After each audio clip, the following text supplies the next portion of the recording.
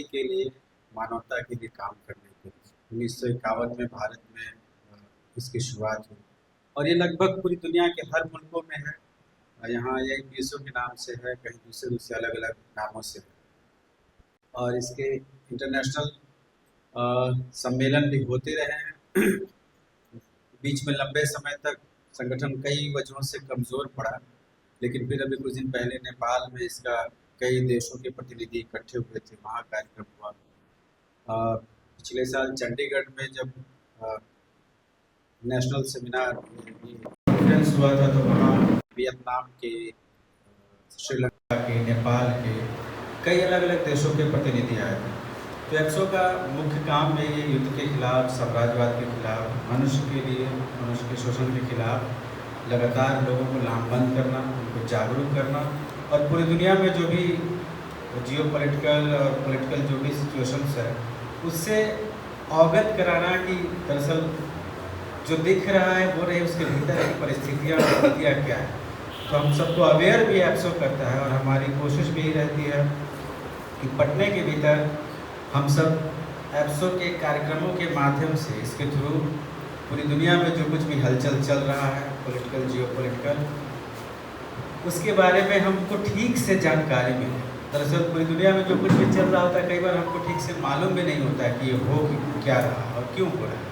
तो एप्सो की लगातार कोशिश रहती है कि हम सबको जो कुछ चल रहा है उससे हम परिचित हों, अवगत हो, उसके पीछे की राजनीति को भी ठीक से समझ सकें। ये एप्सो का उद्देश्य मुख्य रूप से है। आज हम सब यहाँ इकट्ठे हुए हैं। हम सब हो ची मिन के नाम से परिचित हैं, बचपने से हम लोग सुनते रहे हैं। वियतनामी क्रांति के नायक हो ची मिन, उनकी 135वीं वर्षगांठ है और जो हम लोगों ने विषय में रखा है कि एकीकरण के 50 साल, 30 अप्रैल 1976 को वियतनाम नॉर्थ और साउथ वियतनाम जो दो हिस्सों में बट गया था वो फिर से एक हो गया और लंबी लड़ाई के बाद लगभग 80 साल से ज़्यादा दिनों तक फ्रांस की कॉलोनी वियतनाम रहा और बाद में हो ची मिन के नेतृत्व में, हो ची मिन 1890 में उनकी पैदाइश है और लगभग 11-12 के बाद उन्होंने मुल्क छोड़ा अपना और फ्रांस में, चीन में, दुनिया भर के देशों में काम करते रहे। वो फ्रांस की कम्युनिस्ट पार्टी के वो मेंबर हुए और वहाँ से उनका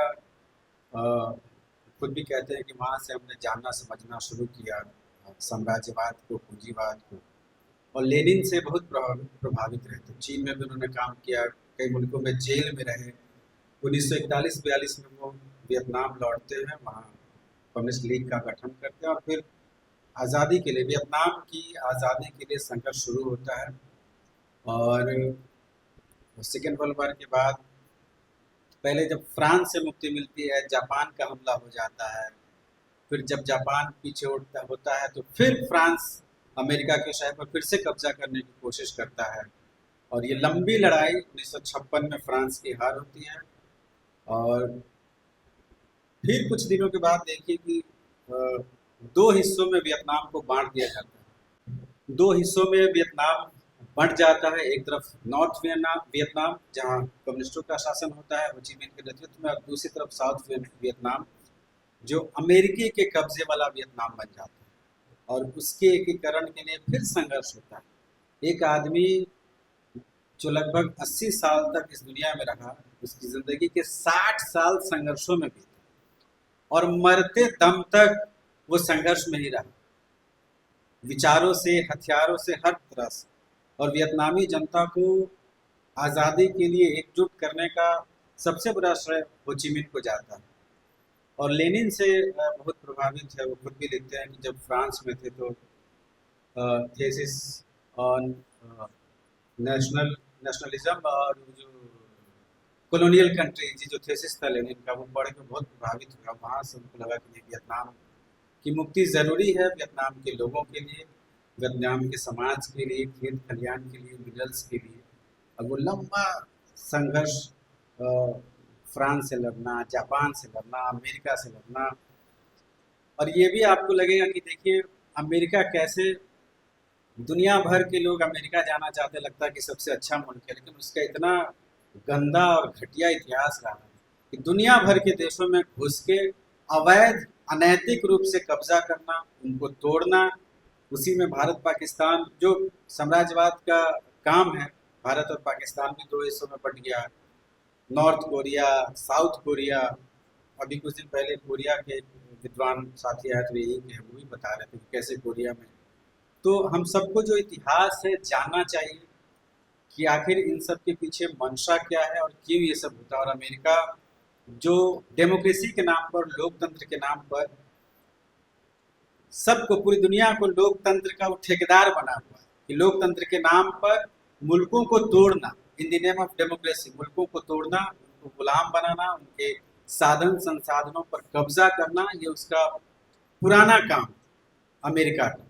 अब देखिए कि रूस और यूक्रेन के बीच जो कुछ हुआ, और आज अंततः जो समाजवादी मुल्क है, जो समाजवादी सोच के, मार्क्सिस्ट सोच के लोग कहते थे, और अंत में वही हुआ कि आज अमेरिका ने यूक्रेन के तमाम संसाधनों पर कब्जा कर दिया। जेलेंस्की ने साइन कर दिया, तमाम मिनरल्स, सारा कुछ तुम्हारा।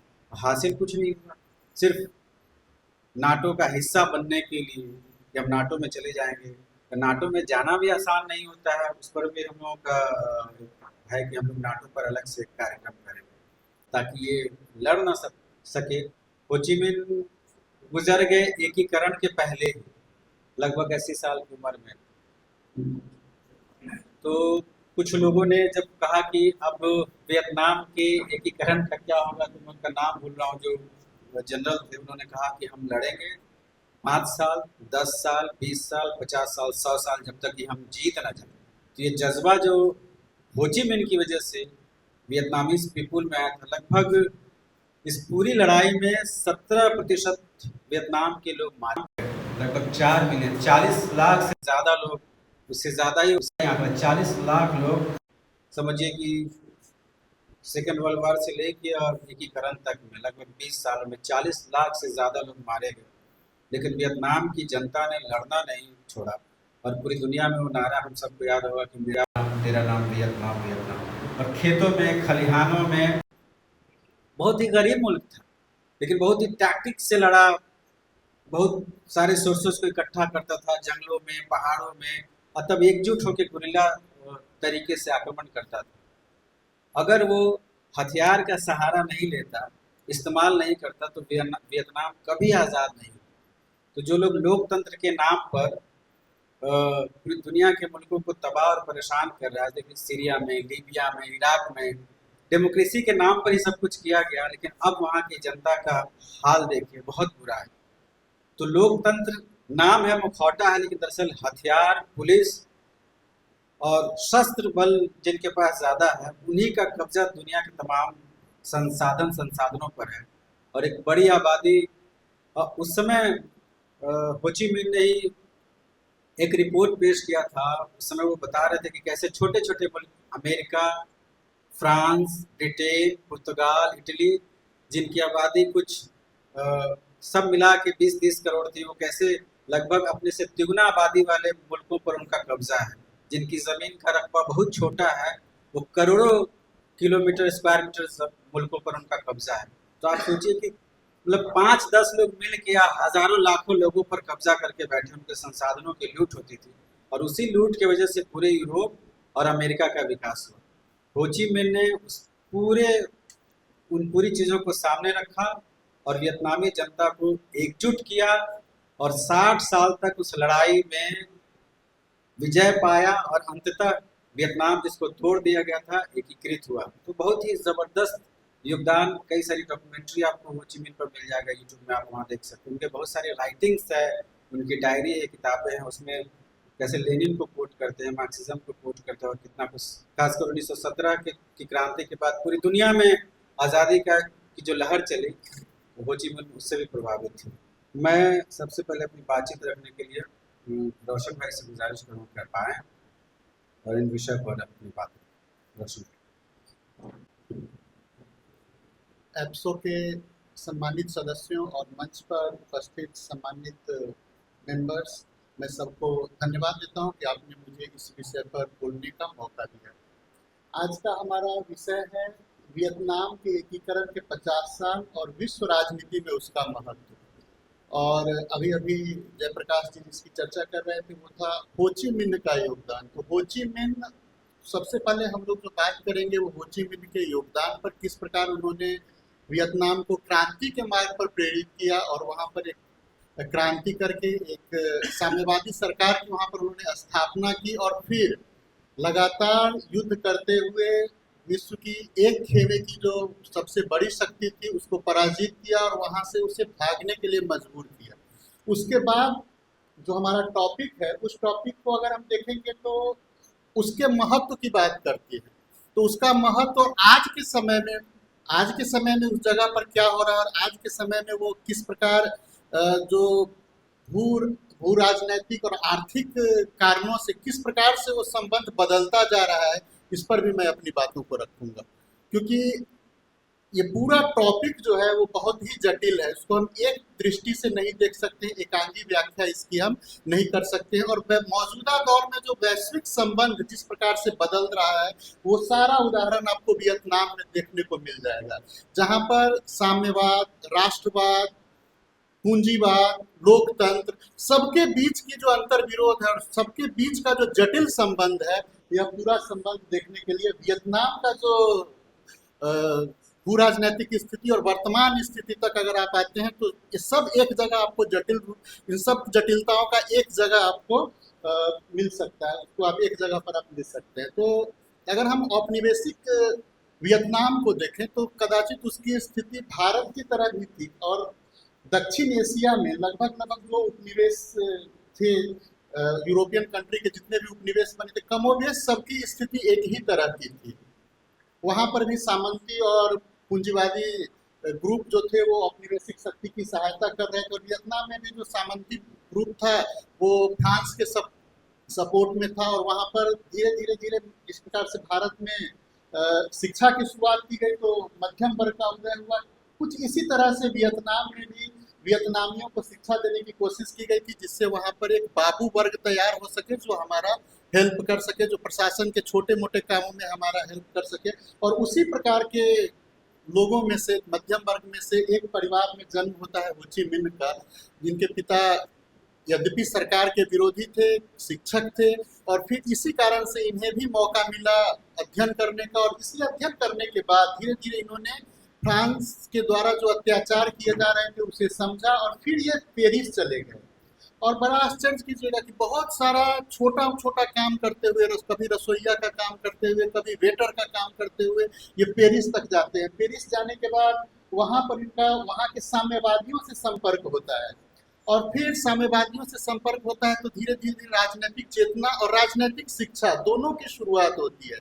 इसके बाद घूमते घूमते अमेरिका भी ये जाते हैं और अमेरिका में जब वो स्वतंत्रता की देवी का जो प्रतिमा है उसको देख करके इन्हें आश्चर्य होता है और इन्हें लगता है कि ये फ्रांस जो संयुक्त राज्य अमेरिका को यह मूर्ति गिफ्ट कर रहा है, वही फ्रांस हमारे यहाँ स्वतंत्रता का गला घोंट रहा है। ये कैसा अंतर विरोध है, एक ही कंट्री का एक ऐसा अंतर विरोध है जो स्वतंत्रता की देवी एक मुल्क को गिफ्ट कर रहा है और वही स्वतंत्रता का गला घोंट रहा है हमारे मुल्क में।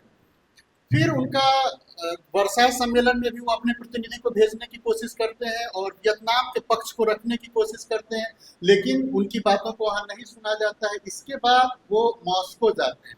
मॉस्को जाने के बाद जब तब तक वहाँ बोल्शेविक क्रांति हो चुकी थी और मजदूरों की सत्ता वहाँ पर स्थापित हो चुकी थी, साम्यवादी शासन स्थापित हो चुका था। अब वहाँ पर उन्हें लेनिन के उस थीसिस से परिचय होता है जहां पर उपनिवेशवाद से मुक्ति के लिए उपनिवेशिक देशों में क्या किया जाए, इस पर जो उनका थीसिस था, इससे उनका परिचय होता है, इसे वो पढ़ते हैं और उसके बाद उनको लगता है कि वियतनाम की जनता की मुक्ति का इससे बेहतर कुछ उपाय नहीं हो सकता है, इससे बेहतर सूत्र कुछ नहीं हो सकता। और फिर वो उसको अंजाम तक पहुंचाने के लिए पहले चीन और फिर चीन से होते हुए वियतनाम तक जाते हैं और वियतनाम तक जाकर के वियतनाम में अपना एक कम्युनिस्ट पार्टी का पहले गठन करते हैं।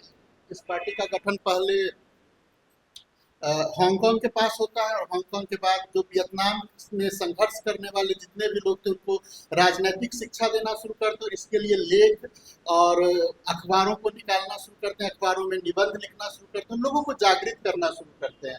धीरे धीरे धीरे साम्यवाद का प्रचार प्रसार होता है, एक पार्टी बनती है, और पार्टी बना करके ये लोग वियतनामी लोगों को संगठित करने की शुरुआत करते हैं, ताकि जब माकूल समय मिले क्रांति का, उस समय सत्ता को परिवर्तित किया जाए। और इस दौरान फ्रांस का लगातार वहां पर क्रूरता, फ्रांस का जो दमन है वो बढ़ता चला जाता है। इसके बाद ये लोग वहां पर संगठित होकर के सेकेंड वर्ल्ड वॉर के समय में, मैं बहुत ज़्यादा किस प्रकार से पार्टी का गठन हुआ, क्या हुआ, उस पर मुझे बहुत ज़्यादा मैं बात नहीं करने जा रहा हूँ।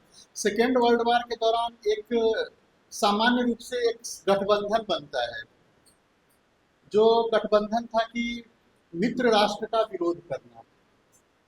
प्रारंभिक समय में चूंकि फ्रांस से लड़ रहे थे, इसके बाद आप देखिएगा तो अचानक से फ्रांस, चीन, इंग्लैंड, ये सब एक मोर्चा में आ जाते हैं, और इनकी जो लड़ाई होती है वो जापान और जर्मनी से होनी शुरू हो जाती है।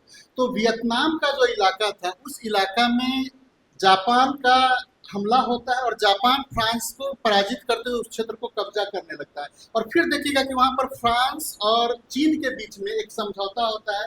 उस समय चूंकि चियांग काई शेक चीन में थे, उन्होंने समझौता किया कि फ्रांस जापानियों को वियतनाम का जो इलाका है वहां से चीन पर हमला न करने दे, और फ्रांस जो है वो इस संधि से डिनाई कर जाता है, और वो बोलता है कि जापान के साथ हम ऐसी कोई संधि नहीं कर सकते हैं। इस तरह दोनों के बीच में मतलब संबंध जो है वो समय समय पर बदलता चला जाता है। इसी बीच हो ची मिन्ह को आप देखेंगे तो चीन की सरकार के द्वारा, चियांग काई शेक की सरकार के द्वारा अरेस्ट किया जाता है, और करीब 13 महीना तक यह जानते हुए, चियांग काई शेक से उनका पहले से परिचय था, पहले से जानते हुए भी उनको अरेस्ट करके रखा जाता है, और वो पूरा का पूरा नजर रखा जाता है कि किस प्रकार से वहाँ का जो सिचुएशन है, वहाँ का जो समीकरण है, वो समीकरण कैसे बदलेगा और कैसे हम इनका यूज करेंगे। और जब जापानी वहाँ पर स्ट्रांग हो जाते हैं और उनको लगता है कि नहीं, जापानियों का विरोध करने के लिए हो ची मिन्ह हमारे लिए अस्त्र हो सकते हैं, तब हो ची मिन्ह को 13 महीना के बाद रिहा किया जाता है। और इस समय 600 किलोमीटर तक एक जेल से दूसरे जेल तक, दूसरे जेल से तीसरे जेल तक पैदल उन्हें ले जाया जाता था, जिससे उनका स्वास्थ्य बहुत ज़्यादा खराब हो चुका था। इस स्थिति में जब उन्हें लगता है कि ये हमारे लिए फायदेमंद है, तब उनको वहाँ भेजा जाता है। इसके बाद वियतनाम में जाकर के वो वियतनामी लोगों को संगठित करके, और जब जापानियों का प्रतिरोध करना शुरू करते हैं, इसी बीच अमेरिका का हस्तक्षेप होता है, और फिर वर्ल्ड वॉर का जो सिनेरियो है वो बदल जाता है, जापान पराजित हो जाता है, और वो इलाका फिर से फ्रांस को दे दिया जाता है। हो ची मिन्ह का कहना था 1941 में हो ची मिन्ह ने घोषणा की कि हम जो लड़ाई लड़ रहे हैं यह वियतनाम की स्वतंत्रता के लिए लड़ाई है। लेकिन साम्राज्यवादी देश कहते हैं कि नहीं, सेकेंड वर्ल्ड वॉर में जब जापान पराजित हो चुका है तो जो क्षेत्र पहले जिनका था उनको सौंप दिया जाए, इस तरह से वह क्षेत्र फ्रांस को सौंप दिया जाता है। इसके बाद वियत मिन्ह नाम की एक संगठन का इन लोगों ने निर्माण किया, और फिर फ्रांस से लड़ना शुरू किया, फ्रांस की सरकार से लड़ना शुरू किया। और इसके बाद एक लंबी लड़ाई लड़ने के बाद 1955 में फ्रांसीसी सेना पर अचानक घात लगा करके हमला किया जाता है, और उसमें फ्रांसीसी सेना पराजित होती है। फिर जाकर के जिनेवा सम्मेलन में इस विषय पर विचार किया जाता है कि अब वियतनाम का क्या हो। और जब जिनेवा सम्मेलन आयोजित हुआ था, उसी समय जस्ट ये लोग जीते थे, तो इनका मनोबल बढ़ा हुआ था। जब ये लोग जिनेवा में गए बातचीत करने के लिए, तो वहीं पर वियतनाम को 2 पार्ट में बांट दिया गया, उत्तरी वियतनाम और दक्षिणी वियतनाम, दोनों की सीमा तय कर दी गई। 17 डिग्री पैरेलल रेखा को सीमा मान लिया गया। और उत्तरी वियतनाम में अगर आप देखेंगे तो ठीक उसी तरह से वहाँ का जो स्थिति था वो बहुत पिछड़ा हुआ और कृषि आधारित क्षेत्र था, जबकि दक्षिणी वियतनाम मिला जुला करके वहाँ पर जो फ्रांसीसी सरकार के सहयोग से थोड़ा डेवलप्ड इलाका था।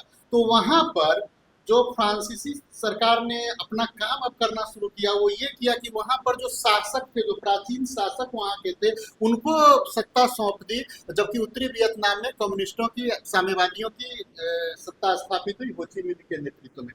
अब जाकर के हुआ कि इन लोगों ने तो संकल्प किया था कि हमें पूरा वियतनाम चाहिए। वियतनाम जो मिला था वो बटा हुआ वियतनाम था, टुकड़ों में बटा हुआ वियतनाम था। और जब तक होची मिन्ह का सपना पूरा तब तक नहीं हो पाता जब तक उत्तरी और दक्षिणी प्रांत दोनों एक नहीं हो जाते, दोनों एक तरीका से और एक शासन पद्धति से संचालित नहीं हो जाते। तो अगली जो लड़ाई है वो इसी चीज को लेकर के लड़ाई की शुरुआत होती है।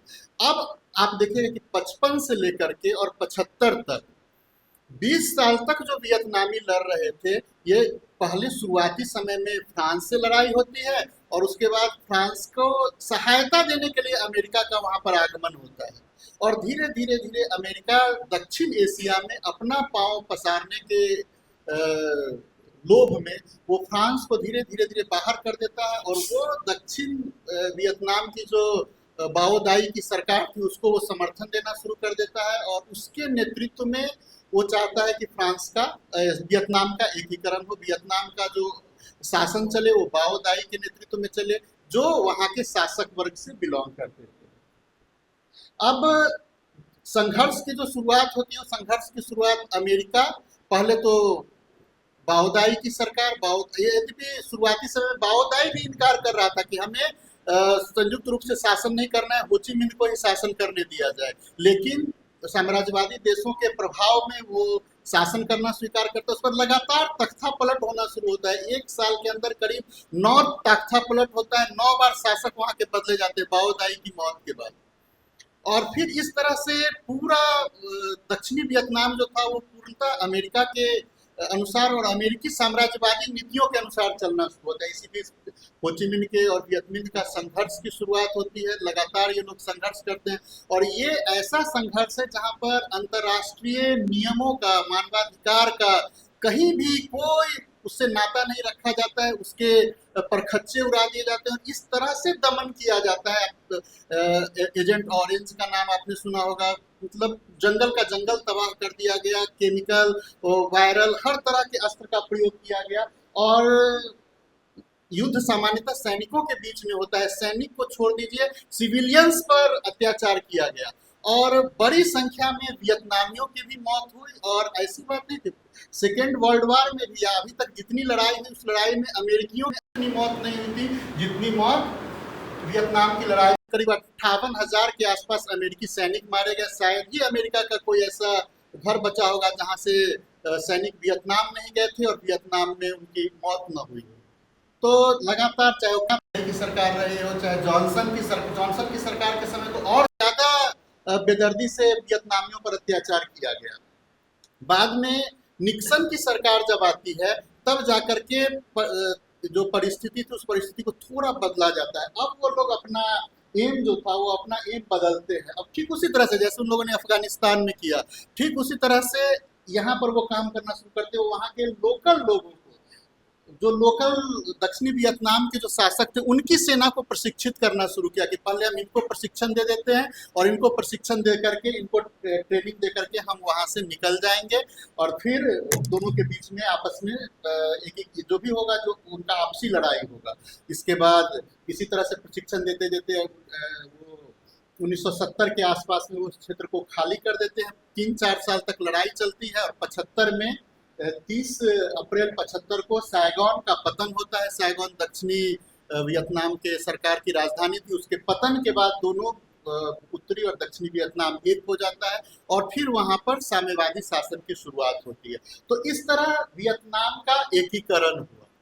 वियतनाम के एकीकरण के बाद वियतनामी सरकार के पास सबसे बड़ी जो चुनौती थी वो चुनौती थी कि किस प्रकार अब वियतनाम का पुनर्निर्माण किया जाए। क्यों? क्योंकि एक तो कि वो औपनिवेशिक शोषण का शिकार था, औपनिवेशिक शोषण के साथ साथ युद्ध का शिकार था, 20 साल तक अनवरत युद्ध में रहा था। तो वहां पर पुनर्निर्माण करने के लिए जो इनका एजेंडा था, इन्होंने योजना के तहत विकास करने की शुरुआत की और फिर धीरे धीरे पुनर्निर्माण करना शुरू किया, जिसमें एग्रीकल्चर, इंडस्ट्री, इन सबका राष्ट्रीयकरण किया और राष्ट्रीयकरण करके निर्माण की शुरुआत होती है। लेकिन 1986 तक आते आते लगने लगा कि जिस तरीका से हम काम कर रहे थे वो तरीका बहुत उपयुक्त नहीं है।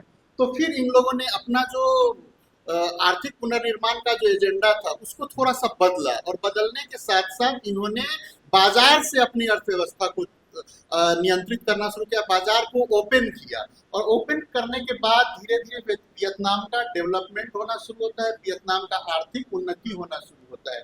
इसी बीच आगे चल करके 90 के दशक में आप देखेंगे तो पूरा जो साउथ ईस्ट एशिया है, साउथ ईस्ट एशिया आसियान का गठन होता है। आसियान के गठन के साथ साथ अब पूरा जो क्षेत्र था वो आर्थिक संबंध पर और व्यापार पर आश्रित हो जाता है। आर्थिक और व्यापार संबंध पूरे रिश्ते को डिफाइन करना शुरू करते हैं। तो उतनी जटिलताओं में मैं नहीं जाऊंगा। मैं अभी हाल फिलहाल की स्थिति को अगर हम देखेंगे तो वहां पर देखेंगे कि पूरे लड़ाई के दौरान जो चीन या सोवियत संघ जिस प्रकार से वियतनाम का मदद किया था, आगे चल करके दक्षिणी चीन सागर में आधिपत्य को लेकर के चीन और वियतनाम के बीच में जियोपॉलिटिकल जो मतभेद था वो उसकी शुरुआत होती है। स्प्रैटली द्वीप पर को लेकर के चीन और वियतनाम के बीच में उस पर किसका आधिपत्य हो इसको लेकर के चीन और वियतनाम के बीच में विवाद की शुरुआत होती है। और यह विवाद जो है वो धीरे धीरे धीरे जो हमेशा 20 साल तक इतना खुरेंजी संघर्ष लड़े थे,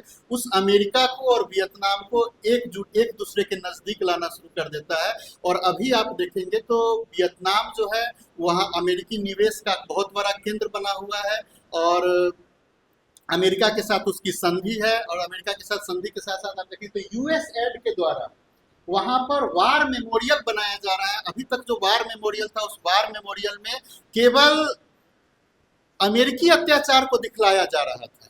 अमेरिकियों ने वियतनाम के लोगों पर जिस प्रकार से अत्याचार किया था उसको दिखलाया जा रहा था। अब जो यूएस एड के द्वारा वहां पर वार मेमोरियल बनाया जा रहा है, जिसका यही 2025 में उद्घाटन की संभावना है, यहाँ पर दोनों पक्ष के द्वारा जो हताहत हुए, दोनों पक्ष के द्वारा जो जो काम किए गए उन सब चीज़ों का वर्णन किया जाएगा। तो आप देखिए कि जो नीति है वो नीति किस चीज से बदल रही है, तो वो अर्थ से बदल रही है। सबके केंद्र में अर्थ है, और अर्थ जो है वो बदलते जा रहा है, वो सत्ता की नीतियों को बदलती जा रही है। आप देखेंगे चीन के साथ एक तरफ वियतनाम का उतना ही बेहतर, चीन का छठा सबसे बड़ा व्यापारिक साझेदार अभी वियतनाम है, फिर भी दोनों के बीच में स्प्रैटली द्वीप को लेकर के, दक्षिणी चीन सागर को लेकर के दोनों के बीच में विवाद है। और उस विवाद के बावजूद भी चीन और वियतनाम के बीच जो निवेश की स्थिति है, जो आर्थिक निवेश को देखेंगे और आर्थिक व्यापार को देखेंगे तो उसी तरीका से फल फूल रहा है।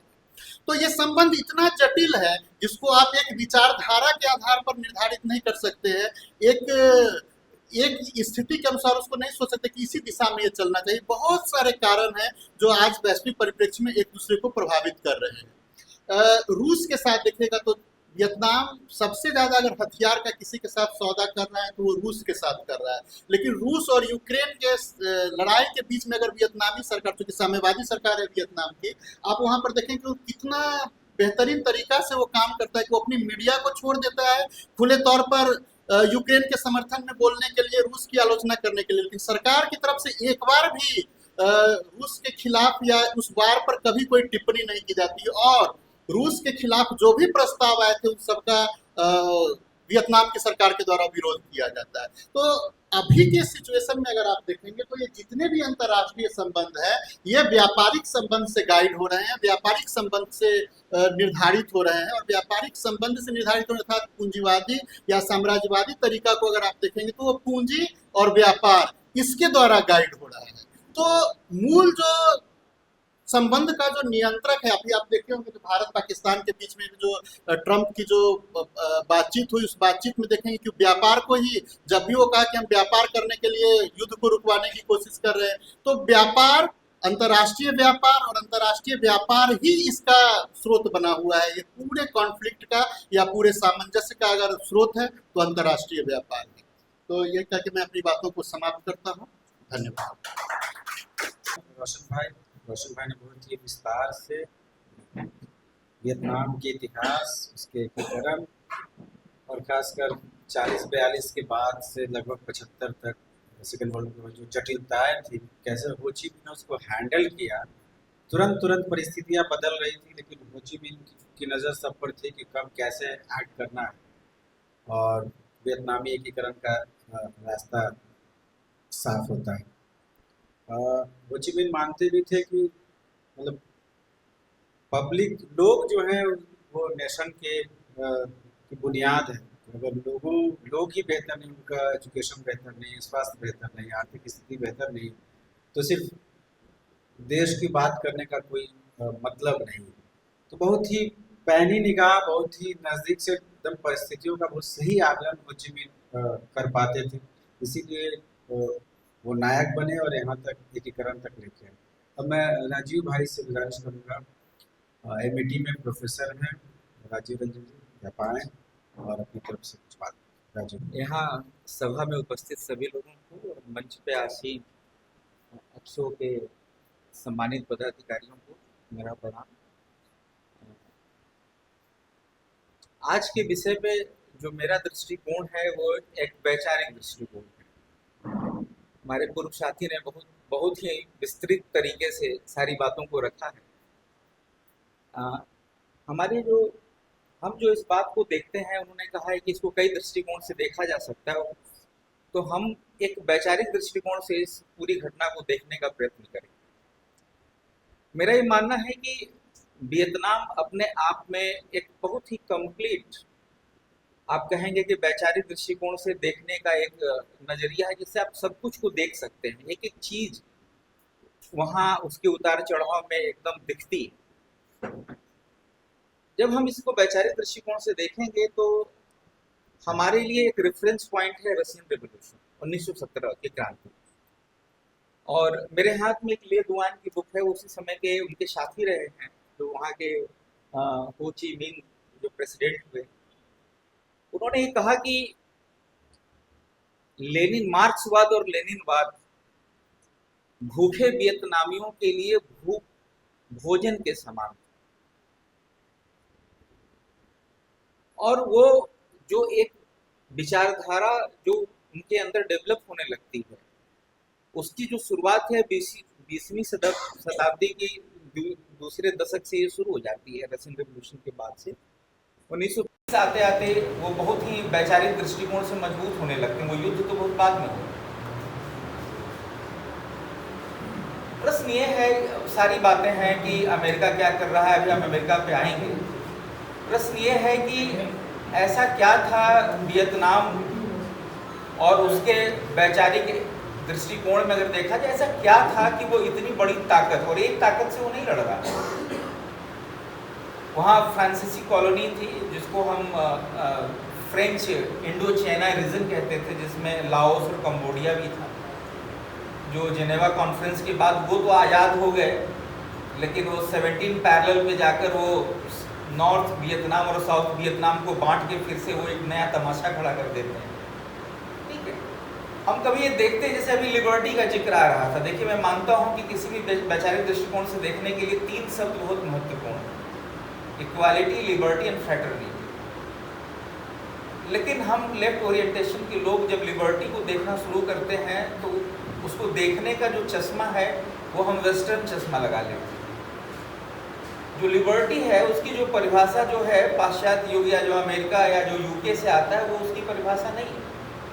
उनकी स्वतंत्रताएं बाजार तक जाती हैं, बाजार तक भी नहीं जाती हैं, बाजारवाद तक जाती हैं, और ये बहुत ही खतरनाक है। हम जिस दृष्टिकोण से इसको देखना चाहते हैं कि ऐसा क्या था वियतनाम के अंदर जो इतनी मजबूती से खड़ा हुआ, केवल वो फ्रांस के खिलाफ ही नहीं, कई मामलों में तो चाइना भी उसके कभी खिलाफ हो जाती है, अभी भी खिलाफ हो जाती है कई बातों के लिए। जापान अपनी जगह पे, जब वो सेकेंड वर्ल्ड वॉर है तो वो उनको कॉन्क्रेट करने लगता है उस एरिया में। और देखिए कितना सही समन्वय है।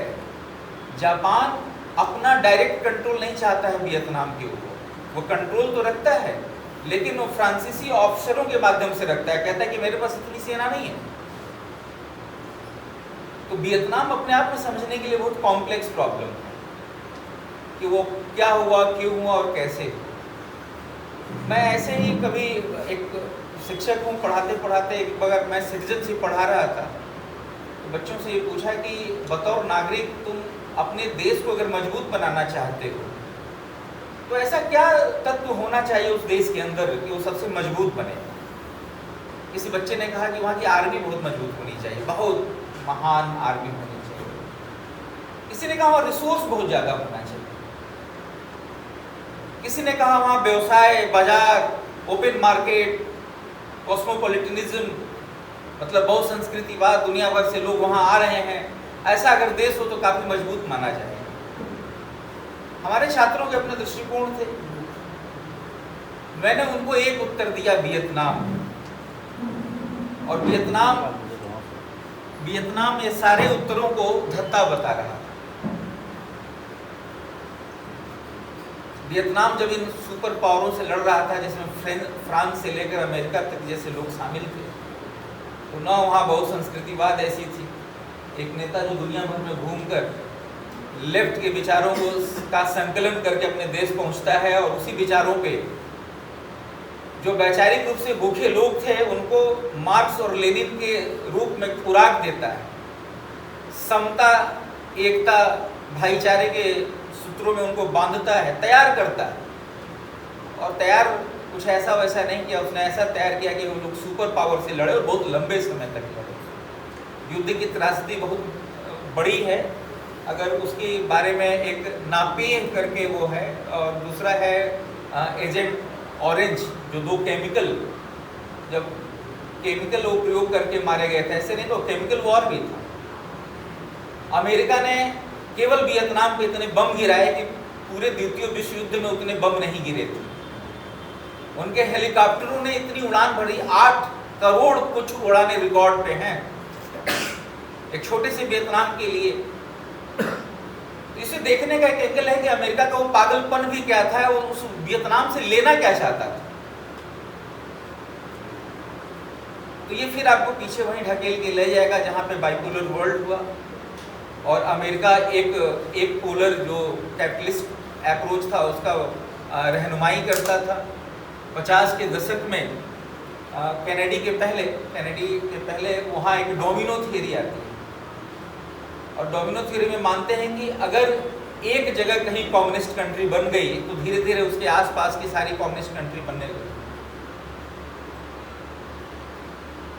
इस विचार पे वो काम कर रहे थे। फिर कैनेडी जब आए, 5 lakh infantry including and all kind of the military resource, वो अपना 5 लाख वहाँ सैनिक भेजते हैं। 5 लाख। वियतनाम का नक्शा देख लीजिएगा, भाई साहब देख रहे थे, मैंने बनाया था, ये टाइप का है, बहुत छोटा क्षेत्रफल है और वहाँ पे अमेरिकी 5 लाख सैनिक। लेकिन जब वो आप वापस जाते हैं तो 1.5 लाख उसमें घायल होते हैं और लगभग 58,000 सैनिक मारे जाते हैं। जो रॉबर्ट निक्सन ने अपना चुनाव लड़ा उसी आधार पर लड़ा कि हम अपने सैनिकों को वापस बुलाएंगे, तब अमेरिका की जनता उन्हें जिताती है। अमेरिका में इसका विरोध होना शुरू हो गया। अमेरिका ऐसे नहीं भागी है वहां से। अमेरिका में एक पॉलिसी थी जिसको ड्राफ्ट ऑपोजिशन कहते थे। उस पॉलिसी के अंतर्गत जो यूथ कहीं कॉलेज में नहीं पढ़ रहा है, कहीं काम नहीं कर रहा, उसे सेना में कुछ समय के लिए भर्ती होना अनिवार्य हो गया था। वहां के लोगों ने विरोध करना शुरू कर दिया। ऐसे ताकतवर देश के खिलाफ, ऐसे निहायत ही बेशर्म बेहुदे पागलपन के खिलाफ ऐसा क्या उस वियतनाम में था जो खड़ा हो। मैं वही बच्चों से पूछ रहा था कि वो देश का कौन सा तत्व है जो देश को बहुत मजबूत बनाता है। तो मेरा जो उत्तर था वो था वियतनाम। लोग कहा कैसे, तो कहा कि सिटीजनशिप में हम लोग एक एलिमेंट पढ़ाते हैं कि नागरिक होने के लिए सबसे आवश्यक तत्व क्या है, तो वो है एलिजियंस, निष्ठा। अगर किसी देश के नागरिकों के अंदर उस देश के प्रति निष्ठा है तो उस देश को कोई तोड़ नहीं सकता है। इसके वर्ल्ड इतिहास में इसके आप कई एग्जाम्पल्स देख सकते हैं। जब 5 फोटो देखिएगा तो जो सबसे लेटेस्ट राइफल अवेलेबल थी वियतनाम के सोल्जरों के पास वो 303 थी। और वियतनाम के लोगों की जो एवरेज हाइट थे, अगर वो 303 टांगते थे तो वह राइफल की हाइट और उनकी हाइट लगभग बराबर हो जाती थी। लेकिन वो पूरा देश लड़ रहा था। वो देश ऊंच नीच, हिंदू मुस्लिम, ऊपर नीचे, यहाँ वहाँ के बाइनरी में बटा हुआ देश नहीं था। उस देश के एक एक लोगों की निष्ठा उस देश के प्रति थी, उस विचारधारा के प्रति थी जो जिसने उनकी वैचारिक भूख मिटाई। वो इकट्ठे होते हैं, खड़े होते हैं और इतनी बड़ी ताकत के खिलाफ लड़ते हैं गुरिल्ला वॉर लड़ते हैं, टनल वॉर लड़ते हैं। अमेरिकन आज तक के लिए डेट नहीं समझ पाए कि वो टनल्स बनाई कैसे गई थी। उनके पास ढेर सारे रिसोर्स थे, बहुत पावरफुल कैमराज थे उस समय, लेकिन वो जमीन के अंदर देख सकते थे उन कैमराज से, फिर भी उनके टनल्स नहीं देख पाते थे। लेकिन इसको अगर दूसरे एंगल से देखा जाए तो वियतनाम में एक जो चीज़ निकल के आई कि सारा कुछ होने के बाद, जैसे कि आप मार्क्स और लेनिन के विचारों को देखेंगे कि वियतनाम के अंदर बहुत ज़्यादा प्रभावित था, जो समता के सिद्धांतों को लेके चल रहा था, लेकिन उससे ज़्यादा क्या था उसके अंदर? उसके अंदर हर उस नागरिक के अंदर एलिजियंस थी, निष्ठा थी। उसके बाद अगर उनके नागरिकों के अंदर आप देखेंगे कि और भी क्या चीज़ अगर आप देख रहे हैं उसके अंदर, तो वहां के नागरिक एक दूसरे के साथ, देखिए एक चेन होता है, चेन ऑफ यूनिटी होती है, जो पूरे वॉर में कहीं टूटते हुए नहीं दिखते। उसने एक बड़ा अद्भुत मॉडल दिया। मैं जिस पुस्तक को अपने हाथ में रखा हूं उस पुस्तक में भी इसका जिक्र है, और उसका जिक्र यह है कि जब भी हम किसी निष्कर्ष पे पहुंचना है और हम कोई बात कर रहे हैं, कोई सभा में बात कर रहे हैं, तो वहां डिबेट हो सकता है, वहां हर व्यक्ति अपना पक्ष रख सकता है। एक मॉडल था जो वियतनाम का मॉडल था, लेकिन अगर आपने जो भी पक्ष रखा उसके बाद उस सभा ने एक निर्णय ले लिया, उसके बाद उस पर कोई डिबेट नहीं हुआ।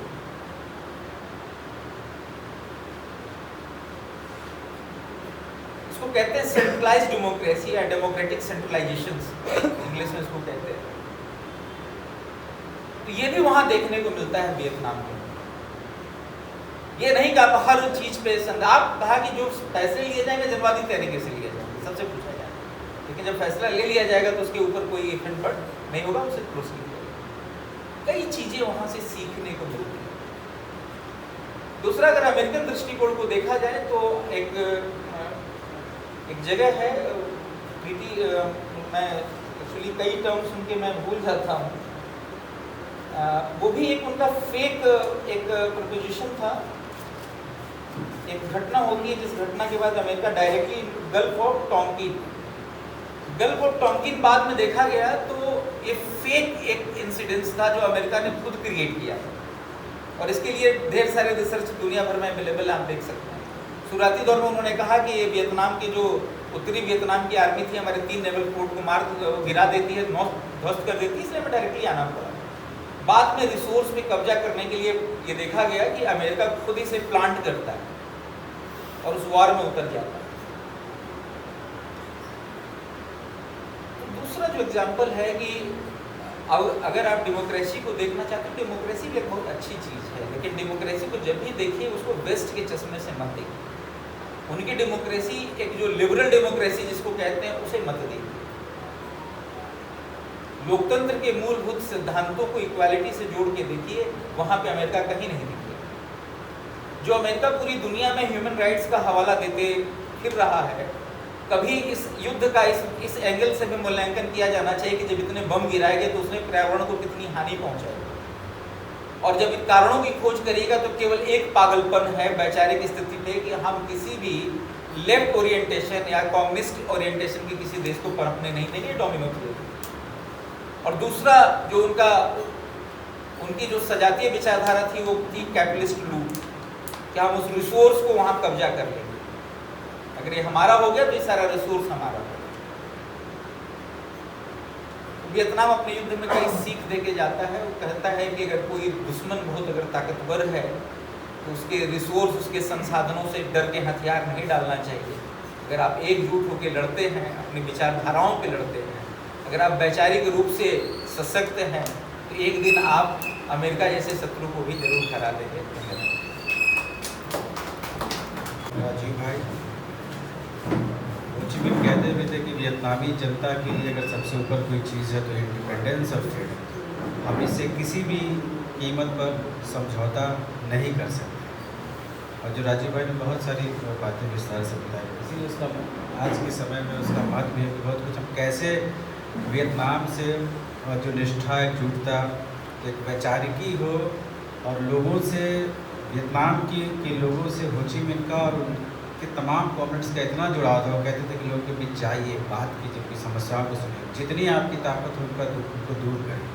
और बहुत ही सिंपल लाइफ, बहुत ही साधारण जीवन उनका।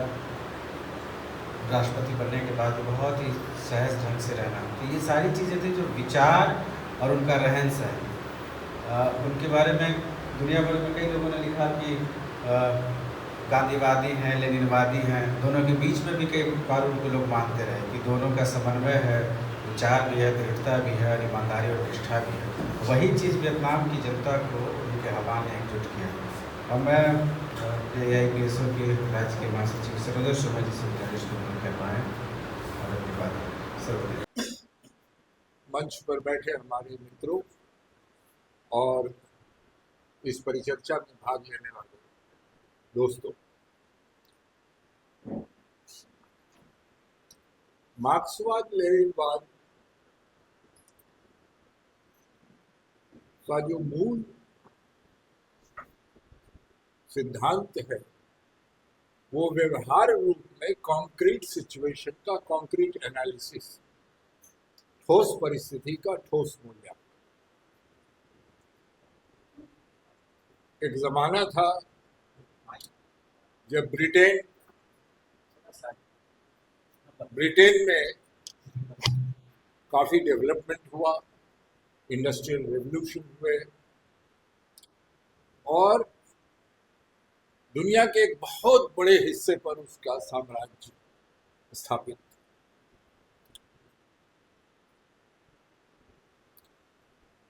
लेकिन ब्रिटेन में क्रांति नहीं हुई।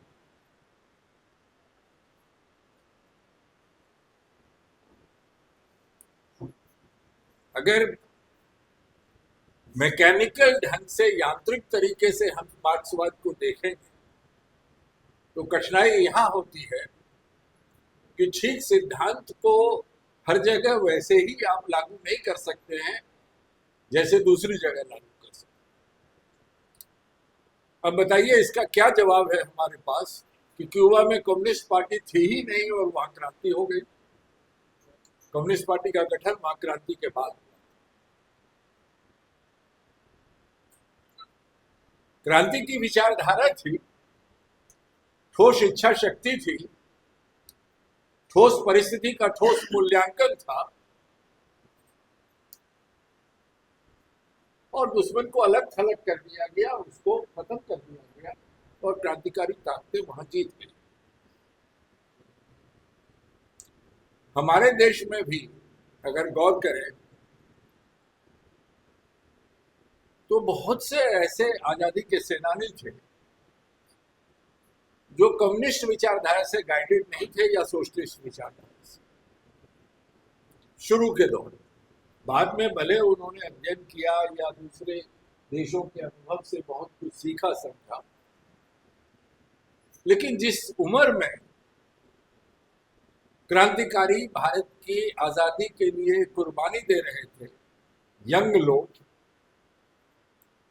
उनमें कितनी विचारधारा हो सकती है, उस समय तक कितना अध्ययन होगा। चाहे चटगांव विद्रोह की बात हम करें या भगत सिंह की बात, ये ठीक है कि भगत सिंह बाद में कम्युनिस्ट विचारधारा को बहुत पढ़े, बहुत समझे, बहुत उसका प्रचार किया और बहुत लेख भी लिखे। चंद्रशेखर आजाद, ये ऐसे ही कोई गांव ऐसा नहीं था उस दौर में जहां आजादी के लिए लड़ने वाला एक दीवाना नहीं था या कुछ लोग नहीं थे। हमको अभी भी याद है कि जब मैं छोटा बच्चा था, पढ़ता था अपर प्राइमरी स्कूल में, तो हमारे गांव में जब स्कूल में झंडा फहराया जाता था तो इनकलाब जिंदाबाद गांव के लोग आके करते थे, उसमें से कुछ लोग जो आगे बढ़े हुए थे और वो कोई नहीं कम्युनिस्ट नहीं थे। इसलिए इस बात को बहुत गहराई से समझने की जरूरत है। विचार किसी चौखटे में बंद नहीं होता,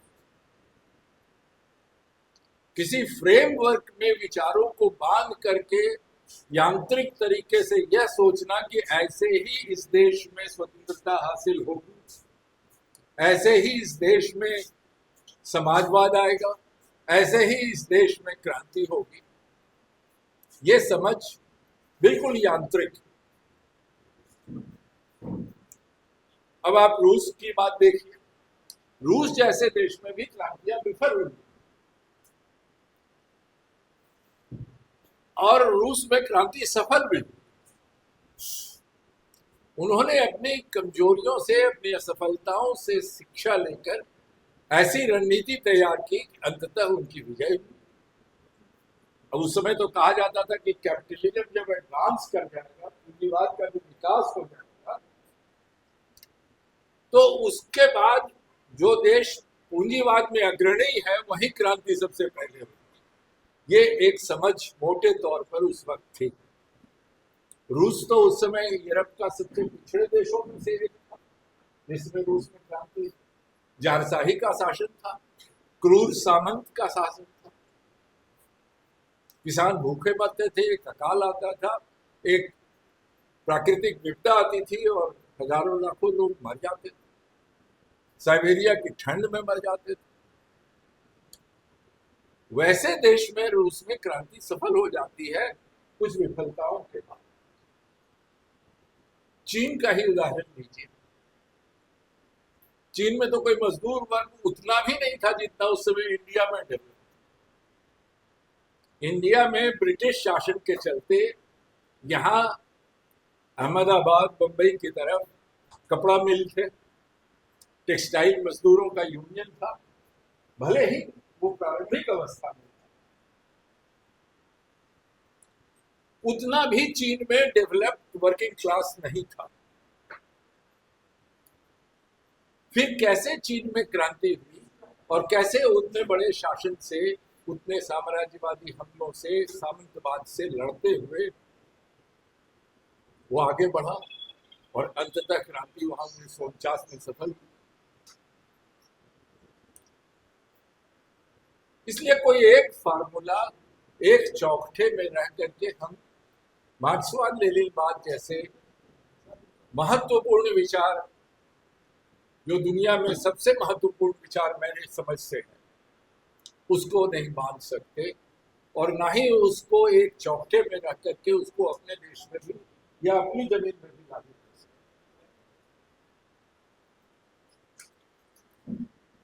अगर हो ची मिन्ह की ही बात लें, जिनको प्यार से लोग अंकल हो कहते थे, चाचा, जैसे यहाँ चाचा नेहरू कांग्रेस वाले लोग बोलते थे या बच्चे लोगों को बुलवाया जाता था, हम लोग छोटे बच्चे थे। यह गांधी जी का एक उदाहरण दिया जाता था कि गांधी जी संत हैं, गांधी जी सब कुछ त्याग दिए हैं, सारा कपड़ा भी उन्होंने पहनना छोड़ दिया था ऊपर का, वो उसी धोती को लपेट लेते थे जो वो लंगोटी की तरह बांध लेते थे नीचे और उसी को लपेट लेते थे। एटनबरो ने जो फिल्म बनाई है गांधी पर, वो तो कोलवर नदी का शायद सीन है, मुझे किसी ने बताया, हो सकता है मैं गलत हो, कि वहां पर उन्होंने देखा कि अरे ज्यादातर लोग जो नहा रहे हैं उनके ऊपर तो कपड़ा नहीं है, औरतों को भी सिर्फ एक कपड़ा है जो नीचे पहनती है, उसी को वो ढक लेती है, अपनी छाती को। तो उन्होंने उस वक्त अपना एटनबरो की फिल्म में अपना चादर, अपना कपड़ा जो था वो छोड़ दे। वो तो लंदन से पढ़े हुए थे, साउथ अफ्रीका घूमे हुए थे, दुनिया की सभ्यताओं से उनका परिचय था, सबसे विकसित परिचय सभ्यता से। लेकिन गांधी जी ने आखिर धीरे धीरे अपने वस्त्र को त्यागा, अपने शौक को छोड़ा और उन्होंने भारत की जनता के आत्मा को पहचानने की चेष्टा की और उसके साथ एक संबंध कायम किया जिससे गांधी जी इस शताब्दी के बड़े नेताओं में से गिने जाते हैं दुनिया में। कोई ऐसा देश शायद ही मिले जहां गांधी जी की मूर्ति ना हो। मैं तो ऐसे देश में भी गया हूं जहां पहले कम्युनिस्टों का शासन था वहां भी मैंने देखा गांधी जी की मूर्ति।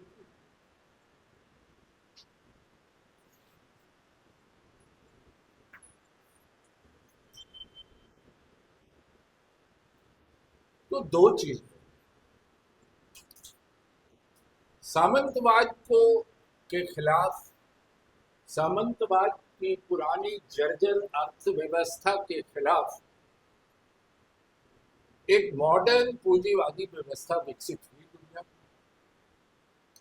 भले ही ये सबसे ज्यादा पहले ब्रिटेन में शुरू हुआ, बाद में अमेरिका में शुरू हुआ, या और दूसरे यूरोपियन देशों में शुरू हुआ, तब तो जर्मनी को ये ताकत मिली कि वो हिटलर जैसा तानाशाह पैदा कर सके। जापान को वो ताकत मिली कि वो अमेरिका को मजबूर करे इस बात के लिए कि वहां ही हिरोशिमा और नागासाकी पर बम गिराया जाए, तभी जापानियों का वर्चस्व खत्म किया जा सकता। तो छोटा देश था।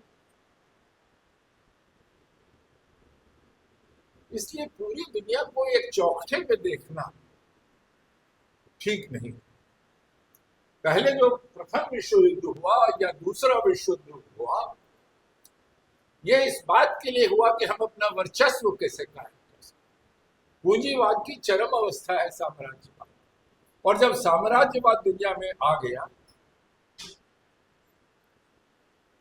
तो ये होड़ लगी कि हम कितने देशों को अटैक करके अपने शासन में ला सकते हैं। इटली में मुसोलिनी पैदा हुआ, जर्मनी में हिटलर पैदा हुआ, धीरे धीरे उसके लघु संस्करण कई देशों में पैदा हुए। तो पहले जो प्रथम विश्व युद्ध हुआ या दूसरा विश्व युद्ध हुआ, इसका मूल उद्देश्य था रीडिस्ट्रीब्यूशन ऑफ द वर्ल्ड, विश्व की ताकतों के द्वारा दुनिया का फिर से बंटवारा। कौन मेरे अंडर में रहेगा, कौन उसके अंडर में रहेगा। कभी समझौते होते थे, कभी लड़ाई होती थी। प्रथम विश्व युद्ध भी इसी के लिए लड़ा गया, और दूसरा विश्व युद्ध भी इसी के लिए।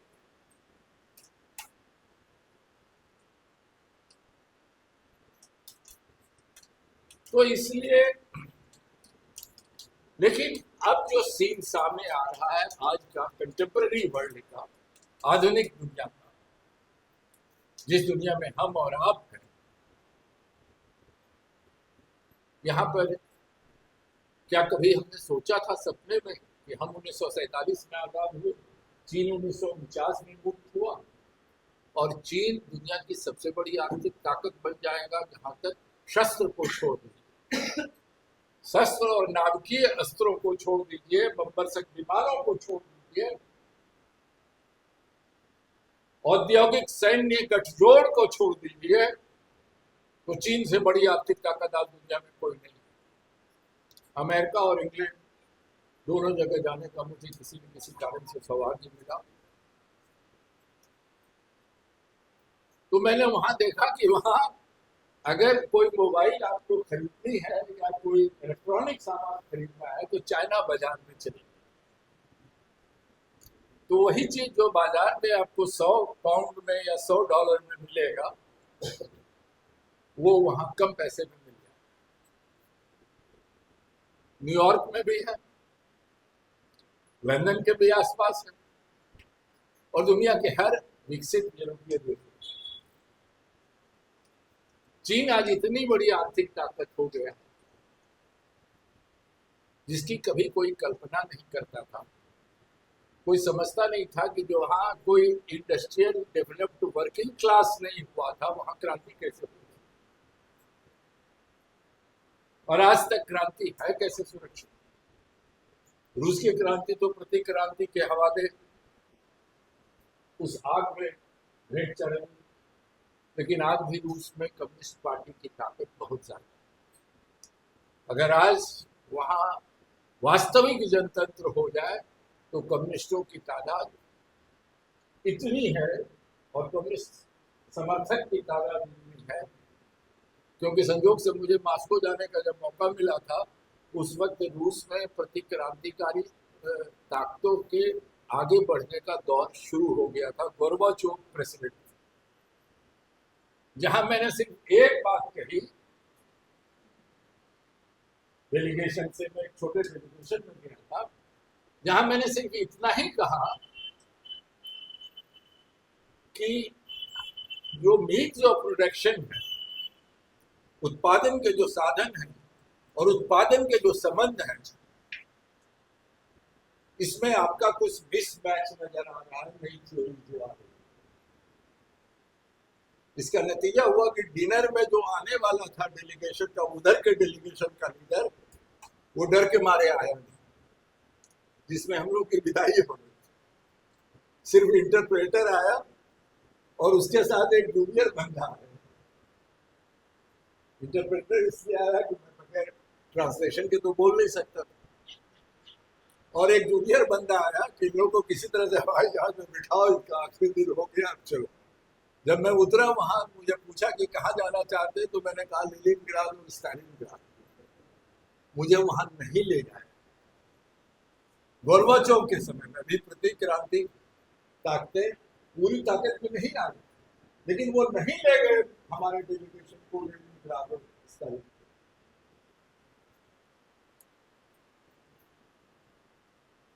हमें ले गए वो मॉस्को में, जहां सबको ले जाते हैं फॉरेन गेस्ट्स को, वो अज्ञात सैनिकों को श्रद्धांजलि देने के लिए। वो तो सब लोग हम लोग वहाँ अज्ञात लेनिन को भी देखने के पहले उनका बॉडी रखा जाता था सुरक्षित करके। जब मैं गया था, मुझे लगता है 80 के दशक के अंत में, तो मुझे कहा गया कि पहले आपको अज्ञात सैनिकों को श्रद्धांजलि देनी है। हम लोगों ने श्रद्धांजलि दी, जो भी 4 साथी हम लोग गए थे, 2 केरल के थे, तमिलनाडु के, मैं बिहार से था।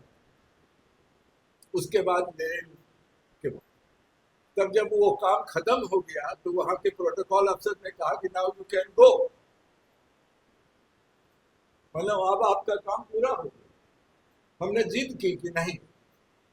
इंटरप्रेटर को कहा कि I want to see the statue and grave of public stack. थोड़ा उनको अनकंफर्टेबल लगा। एक फॉरेन डेलीगेशन ऐसी चीज बात बोल रहा है, जो चीज की वो उस वक्त गोर्बाचोव के समय में स्टालिन का महिमा मंडन नहीं, ठीक उसका उलट जो होगा, मूर्ति भंजन हो रहा है।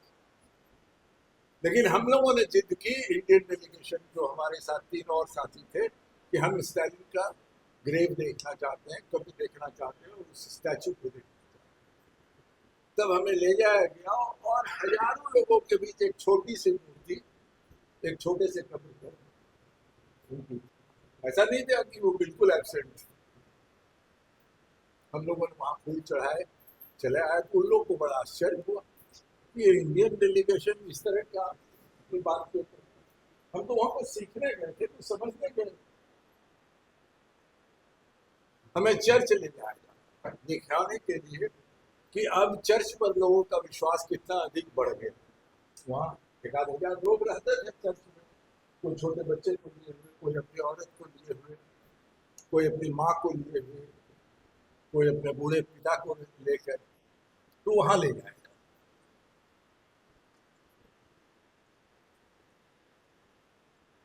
तो मैं ये कह रहा हूं, कहने की कोशिश कर रहा हूं कि रूस में प्रतिक्रांति तब विफल हुई जब ठोस परिस्थिति का ठोस मूल्यांकन उनका खत्म हो गया, और जब वो सब्जेक्टिव आधार पर सिर्फ कैपिटलिज्म का डेवलपमेंट चाहते थे, माइनस द कम्युनिस्ट आइडियोलॉजी। और ऐसे ही लीडरशिप आज है, जो न घर का है न घाट का है।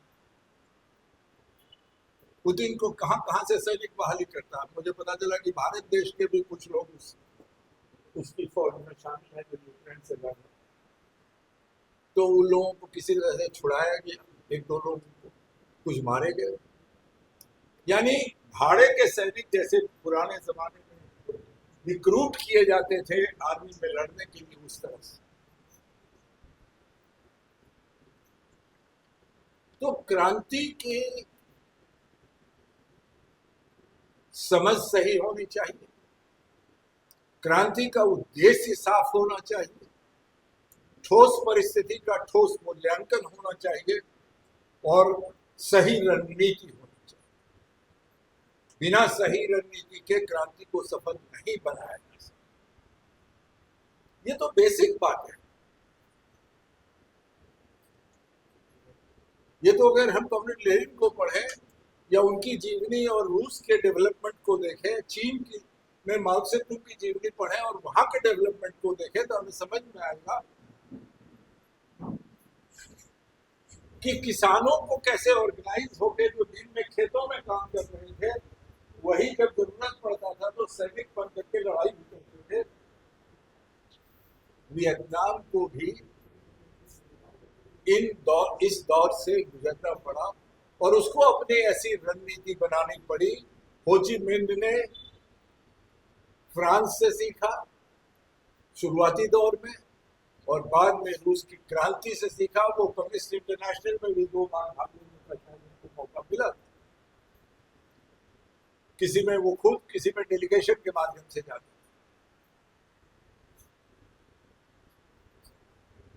लेकिन उन्होंने रूस की क्रांति से बहुत कुछ सीखा और उसको मैकेनिकली अप्लाई अपने देश में नहीं किया, बल्कि वियतनाम की ठोस परिस्थिति का ठोस मूल्यांकन करके, वहां तो गांव था, पहाड़ थे, मैं गया हूं वियतनाम, जंगल थे।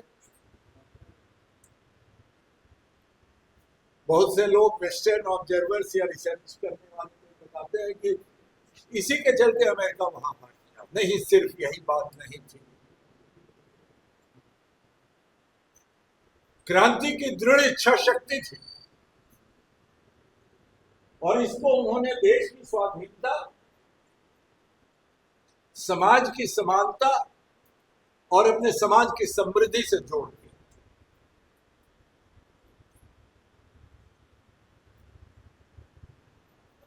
और जोड़ दिया इसलिए वो सफल होते चले। दौर लंबा चला, लंबी लड़ाई लड़नी पड़ी। भारत में भी तो लंबा दौर लड़ा। 1920 में ही क्रांति की कम्युनिस्ट पार्टी की स्थापना ताशकंद में हो गई। 1925 आते आते भारत में भी कम्युनिस्ट पार्टी की स्थापना हो। लगभग 100 साल से ज्यादा हो गए कम्युनिस्ट पार्टी। यहाँ भी कुर्बानियां बहुत दी गई है, संघर्ष बहुत हुए हैं। तेलंगाना का सशस्त्र संघर्ष जो अंग्रेजों की सेना के साथ, निजाम की सेना के साथ और भारत की सेना के साथ भी लड़ा, तेलंगाना सशस्त्र संघर्ष। लेकिन फिर भी हम इसको पूरे देश में नहीं फैला पाए।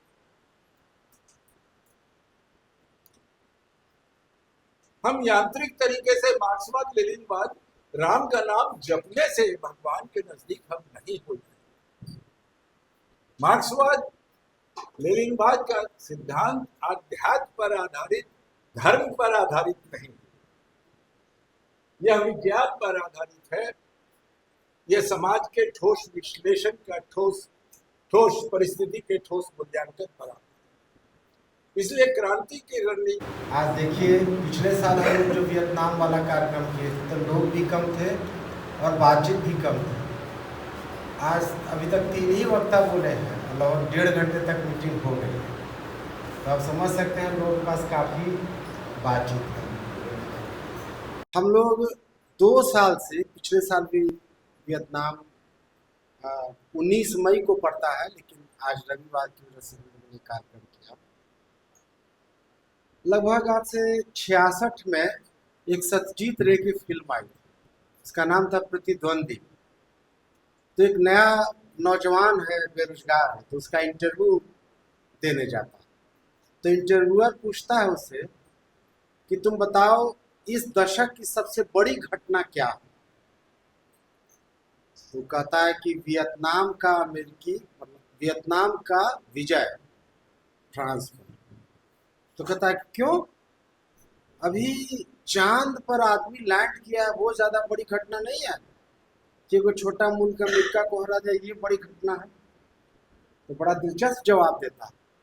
कहता है कि ये विज्ञान की प्रगति का ये लगभग एक्सपेक्टेड था कि चांद पर आदमी जाएगा। लेकिन दुनिया में किसी ने नहीं सोचा था कि एक छोटा सा मुल्क 3 करोड़ जिसकी आबादी है और पृथ्वी पर इससे बड़ा सशक्त और ताकतवर देश नहीं हुआ, इसको पराजित कर देगा। इसलिए मानव की जिजीविका का इससे बड़ा उदाहरण नहीं। तो इंटरव्यू पूछता है कि तुम कम्युनिस्ट है क्या रहे, तो कहता है कि वियतनाम की तारीफ करने के लिए कम्युनिस्ट होना जरूरी नहीं। छोटा सा एक दृश्य है कि आप देखिए कि हम लोग का विषय है आज, ये 50 साल हुआ। कई लोग पटना में हमको ऐसे मिले हैं जिनको एकीकरण हुआ था इसका वियतनाम का, तो उनको इस बात की याद है कि कैसी स्फूर्ति थी, कैसा आवेग था, कैसी हलचल थी उस वक्त पूरी दुनिया में। उत्तरी वियतनाम कम्युनिस्ट था, लेकिन दक्षिणी वियतनाम में अमेरिका का शासन था। और अमेरिका ये काम सब जगह करता है। जैसे साम्राज्यवाद जहां भी, जैसे भारत को पाकिस्तान रख लिया, चीन का अपना हिस्सा है ताइवान, ताइवान उसको अलग कर लिया, उत्तर कोरिया को दक्षिण कोरिया से अलग कर दिया।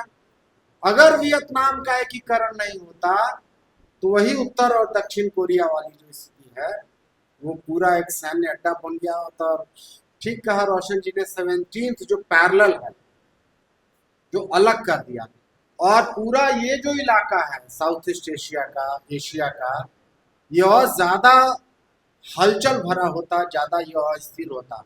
और आज जो अमेरिका 50 साल बाद करने की कोशिश कर रहा है, ये 50 साल पहले शायद कर चुका होता अगर वियतनाम का एकीकरण नहीं हुआ।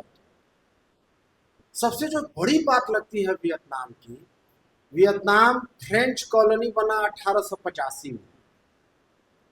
और ठीक बहुत अच्छा बोला कि दुनिया के 3 साम्राज्यवादी देशों को हराया, जापानी साम्राज्यवाद, फ्रांसीसी साम्राज्यवाद और सबसे खतरनाक अमेरिकी साम्राज्यवाद। और वो अमेरिका ऐसे नहीं भागता, लगभग उसके 52,000 सिपाही मारे गए। और सही बोला कि जितना हिटलर को हराने के लिए पूरा दुनिया बम फेंका था जर्मनी पर, उससे 1.5 गुना अकेले बम मारा गया दक्षिणी वियतनाम में। उसका ये परिणाम हुआ कि आज वहाँ बच्चा पैदा होता है तो अपंग होता है। कई सारे ऐसे इलाके में हैं जहाँ कोई जीवन का आप कुछ उगा नहीं सकते, कोई खेती नहीं होती। इस तरह का स्थिति बंजर बना के अमेरिका, तो अमेरिका को क्यों वियतनाम से इतना चिढ़ था या फ्रेंच को क्यों इतना दिक्कत था? उसकी सबसे बड़ी बात है कि द्वितीय विश्व युद्ध के बाद जहां भी स्वाधीनता आंदोलन का नेतृत्व तो कम्युनिस्टों के हाथ में था। ध्यान से सुनिए, द्वितीय विश्व युद्ध के बाद जहां भी कम्युनिस्टों का नेतृत्व था, उस सब जगह अमेरिका ने कम्युनिस्ट नेता की हत्या की। 3-4 उदाहरण बच गए, लगभग बहुत आबादी, बहुत सारे देश कम्युनिस्ट प्रभाव में चले गए। तो चीन बच गया, एक वियतनाम, एक क्यूबा, वरना ऐसा उभार अपराइजिंग हर देश में हुआ था। लेकिन अमेरिका सीख लिया कि कम्युनिस्ट नेतृत्व को मार दो। पूरा अरब वर्ल्ड में भी वही हुआ था। तो ये उससे था जिसके बारे में कहा कि विकल्प न बन जाए। एक दिलचस्प बात यह है कि भारत से बहुत गहरा रिश्ता था हो ची मिन्ह का। और आपको याद होगा कि जवाहरलाल नेहरू से आप लोगों ने वो तस्वीर देखी होगी कि जवाहरलाल नेहरू है, सीपीआई के तत्कालीन महासचिव अजय घोष, और हो ची मिन्ह सिगरेट बार रहा है। नेहरू बगल में नहीं, हो ची मिन्ह सलाई उनको पकड़ा रहा है। किसको? कम्युनिस्ट पार्टी के महासचिव अजय घोष। वो अद्भुत तस्वीर। अब आप सोचिए, सीपीआई के भाई मतलब अजय घोष की क्या हैसियत थी? वो वियतनामी क्रांति का नेता, लेकिन खुद वो दिलचस्प नेहरू से इतना प्रभावित थे कि नेहरू पर वो जेल में कविता लिखा। और पहली मुलाकात उनकी हुई 1927 में ब्रुसेल्स में लीग अगेंस्ट इंपीरियलिज्म में। और नेहरू पहला ऐसा नेता था भारत का जो जब 54 में फ्रांस से आजाद हुआ ये, तो पहला नेता जो वहां जाके पहुंचा और बोला कि हम उसको मान्यता देते। लेकिन भारत में ये भी गड़बड़ी भी किया कि 70 में जब उसकी प्रोविजनल गवर्नमेंट था साउथ वियतनाम में, जो अमेरिका का पपेट था, उसको मान्यता देने में भारत ने देरी भी की, बदमाशी की, तब तक नेहरू जा चुके थे। ये सब दिक्कत भी थी। एक चीज़ हम लोग को जानना है कि वो अभी नेहरू के बारे में बता रहे थे, वो जब आया ये होची मिन जब आया 58 में यहाँ, उसके पहले आए 47 में, तो ऑल इंडिया स्टूडेंट फेडरेशन जो AISF छात्रों का संगठन है, उसने जुलूस निकाला था 46-47 में। उसमें पुलिस, अंग्रेजों की पुलिस ने गोली मार के AISF के 4 लड़कों की हत्या कर दी थी, मार डाला था पुलिस फायरिंग करके। बड़ा दिलचस्प बात है कि जब 45 वो पहली बार जापान से आज़ाद हुआ, 54 में हुआ फ्रेंच से, अब 75 में हुआ अमेरिका से जो एकीकरण। तो 45 में जब आज़ाद हुआ तो जैसा कि बहुत अच्छा शायद रोशन भाई ने बोला, जब जापान जब उसको हरा दिया तो ये लोग बोला कि जापान तो विरोधी खेमे में था, तो जो जिसके कब्जे में था वियतनाम हम बांटेंगे। तो पेरिस जा रहा था एग्रीमेंट करने, तो कलकत्ता में रुका। अब बिना बताए कम्युनिस्ट पार्टी के दफ्तर चला गया, तो वहाँ उनकी ज्योति बसु से, मुजफ्फर अहमद से भेंट हुई। तो कम्युनिस्ट पार्टी के वो नेता को बड़ा दिलचस्प बात बोला कि तुम लोग ऐसे ही खुले में दफ्तर बनाए हुए हो, चारों तरफ से पुलिस घेर के मारेगा तो भागोगे कहाँ? वो जगह तुम लोग के पास कहाँ है? मामूली बात देखी, वो आदमी डेकार लेन में, तब डेकरा लेन कहते थे कलकत्ता में उसका दफ्तर था, बहुत लोगों को उसकी बात है। कलकत्ता ऐसा शहर है जहाँ वो कई बार आए, और वहीं से नारा भारत में निकला, हमार नाम तुम्हार नाम वियतनाम वियतनाम, मेरा नाम तुम्हारा नाम वियतनाम, कलकत्ता से। और कलकत्ता में जितना वियतनाम के, क्योंकि रविन्द्रनाथ टैगोर का भी वहाँ जाना हुआ था। तो मैं कह रहा था कि जब पहली बार भारत आए तो उसके नेहरू के पिताजी से मोतीलाल नेहरू से भी भेंट थी। तो जो आया तो 2 को ये लाया फूल, एक महात्मा गांधी पर चढ़ाने के लिए और दूसरा मोतीलाल नेहरू पर चढ़ाने के लिए। तो वहाँ उसको फुर्सत नहीं मिली, तो इंदिरा गांधी जाके मोतीलाल नेहरू वाले पर वो चढ़ाए। उसमें एक इंटरव्यूअर उससे पूछा, अभी कहा ना, कई लोगों ने कहा कि जो ट्रक का जो टायर होता है, तो टायर जब खराब होता है उसका चप्पल पहनता था, खाने में खाली इतना चावल, थोड़ी मछली, एगो साथ में टाइपराइटर है, एगो पुरानी घड़ी, बस यही उसके पास है। खाली एक ही वो उसकी आदत थी, लाइट स्ट्राइक अमेरिकन कंपनी का सिगरेट था, वही पीता था। तो लोग कहता है कि अमेरिकन साम्राज्यवाद को कंसेशन कर इतना ही उसने दिया। और इतना सिंपल कि जब राष्ट्रपति बना वहाँ का, तो लोग बोला कि राष्ट्रपति भवन में रहिए, बोला कि नहीं, मामूली 2 कमरे का अपना घर, उसी में वो रहता था। तो उससे पूछा यहाँ कि महात्मा गांधी के बारे में सिंप्लिसिटी है, आप महात्मा गांधी की तरह हैं, देखिए कितना स्मार्ट आदमी। बोला कि Mahatma Gandhi I am a school boy उसके सामने। किसके सामने? महात्मा गांधी के सामने। तो आप कहिए क्या कैरेक्टराइजेशन कहिएगा। यहाँ के CPI के बहुत बड़े लीडर थे, मोहित सिंह, तो कहते थे कि संत के हाथ में बंदूक अगर दे दीजिए तो उसी का नाम है हो ची मिन, सेंट विद ए गन। तो कहता था कि माओ से तुंग गांधी के बीच का एक कोई पर्सनालिटी जो है उसका नाम है हो ची मिन। अब हो ची मिन के बारे में कहा जाता है कि यहाँ जब भारत आया तो अच्छी जगह ठहराया गया, तब देखा कि वो सब माली वाला से बतिया रहा है, सब चपरासी से बतिया रहा है, सफाई कर्मचारी से बतिया रहा है, लेकिन इतना बड़ा आदमी। तो एक ऐसे ही नहीं, वियतनाम जैसे देश में इतने लोगों का वो अर्ज किया। 2 बातें और कह के मैं अपनी बात समाप्त करूँगा। एक 2 बातें जरूरी थी। जैसे देखिए आज वियतनाम को पूरी दुनिया में, हम लोग जाते हैं अभी वहाँ नेपाल जाते हैं तो वियतनाम का प्रतिनिधि सब आता है, इतनी गहराई से बात करता है। हम लोग भी बात करते हैं, कई लोग बात करते हैं, तो मोटा मोटी लेफ्ट के भी लोग हैं तो जनरल ऐसे ही बात करने का आदत है। इतनी गंभीरता, इतनी सीरियसनेस से बात करेगा। अगर मान लीजिए कि मार्क्सिस्ट है तो मार्क्सिज्म का भी इतना गहराई से बात करेगा। सही बोला अभी सर्वोदय जी ने कि वो पश्चिमी मार्क्सवाद नहीं लाया, अपने मार्क्सवाद अलग खोजा, उसको नेशनल लिबरेशन मार्क्सिज्म हम लोग कह सकते हैं, राष्ट्रीय मुक्ति। वो हर देश के लोगों को वो करने की ज़रूरत है। वियतनाम में पीस मूवमेंट, चीन वर्ल्ड पीस काउंसिल में शामिल नहीं है, लेकिन वियतनाम शामिल। वियतनाम का प्रतिनिधि आता है, क्योंकि चीन को लगता है कि वर्ल्ड पीस काउंसिल सोवियत संघ के ज़माने की चीज़ है, तो वो अभी भी उससे बाहर है विश्व शांति के। लेकिन वियतनाम में बहुत ज़्यादा काम होता है उसका। अभी हाल में 30 अप्रैल को जो वियतनाम के एकीकरण का दिन, हम लोग 19 दिन 18 दिन देर हो गए, ये कार्यक्रम हम लोग को कायदे से 30 अप्रैल को ही करना था, क्योंकि बहुत बड़ा कार्यक्रम हुआ हनोई में, पूरी दुनिया से लोग गए और याद किया। बात यह है जिसको हम लोग को समझने की है कि साम्राज्यवाद को क्या चीज़ पराजित करती है। जो हो ची मिन सबको सबसे अलग करता था, सबसे उसको अलहदा बनाता था तीसरी दुनिया के बड़ी देशों से।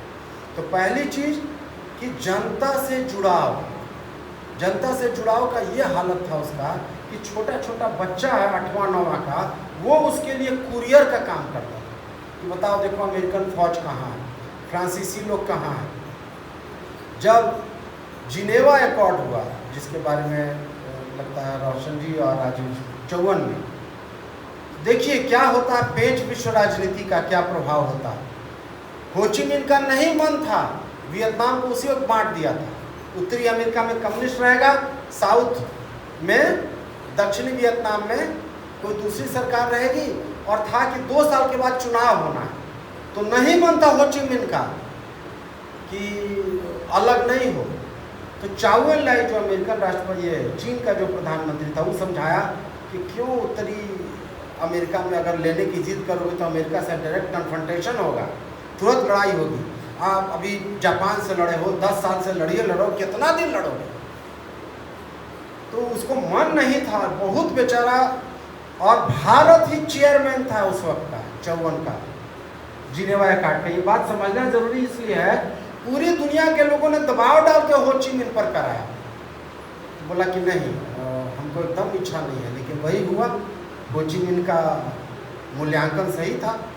और क्या मूल्यांकन था? वो मूल्यांकन ये था कि अमेरिका कभी छोड़ेगा नहीं। तो अमेरिकन राष्ट्रपति है आइजनहावर उस वक्त, वो बोला देखिए क्या बात कि अगर अभी चुनाव अगर करा देंगे तो सब जगह पर हो ची मिन को वोट मिल जाएगा, वही राष्ट्रपति हो जाएगा। तो अभी जब प्रकाश जी जो शुरू में बात बोल रहे थे, वह डेमोक्रेसी आने देते ना, चुनाव होने देते, लेकिन कम्युनिस्ट जीत के आ जाएगा, ये चीज़ टॉलरेट, ये चीज़ बर्दाश्त नहीं होती। और 10 साल मतलब 54 की बात है, फिर 75 तक वहाँ जो खुरेजी हुई, जो नरसंहार हुआ, उसका ठीक से आज तक ये नहीं हुआ है। मतलब उसका मूल्यांकन नहीं किया गया, उसका आकलन नहीं किया गया है। वियतनाम के लगभग कहता है कि 40 लाख, कोई 6% आबादी जो थी उसकी ख़त्म हो गई थी, उसकी मार डाली गई थी। एक बातचीत ये है जानना हो ची मिन के बेटे 17%, 3 करोड़ में 40 लाख। हाँ, वो इंडो चाइना में 6%। इंडो चाइना में होता है, क्योंकि ये जानना जरूरी है कि ये इंडो चाइना की कम्युनिस्ट पार्टी का भी फाउंडर है। इंडो चाइना मतलब वियतनाम, लाओस और कंबोडिया। और ये पार्टी बनी इंडो चाइना की कम्युनिस्ट पार्टी 1930 में। और ये देखिए अद्भुत बात, ये फ्रेंच कम्युनिस्ट पार्टी का भी संस्थापक है, फ्रांस की कम्युनिस्ट पार्टी का। और ये दुनिया में इतना देश घूमा, मात्र 1911 में अपना भारत ये वियतनाम देश छोड़ा। उस टाइम उसकी 21 साल की उम्र थी, और लौटा अपना देश कब? 30 साल के बाद, 41 में। इसके बीच पिता मर जाते हैं। अब पिता इसके बहुत ही देशभक्ति वाले आदमी थे, नौकरी थी, नौकरी से हटा दिया देशभक्ति के चलते। तो दर दर का ठोकर खा के समझौता नहीं किया, छोड़ दिया नौकरी। और बहन, एक बहन तो मर गई थी, एक बहन को देश निकाला दे दिया। उस बहन से इसकी भेंट हुई जब ये राष्ट्रपति बना था 30-40 साल के बाद। तो ऐसा पूरा वो परिवार था। तो वो कई देशों में घूमा। और बड़ी दिलचस्प बात है, एक बार 1920 में फ्रेंच सोशलिस्ट पार्टी में था। फ्रेंच सोशलिस्ट पार्टी में एक बहस हुई कि सेकेंड इंटरनेशनल में रहा जाए कि थर्ड इंटरनेशनल में रहा जाए। तो ये बोला कि ये बताओ दोनों में फ़र्क क्या है। तो बोला कि जो कॉलोनी को आज़ाद कर सकता है वो थर्ड इंटरनेशनल है।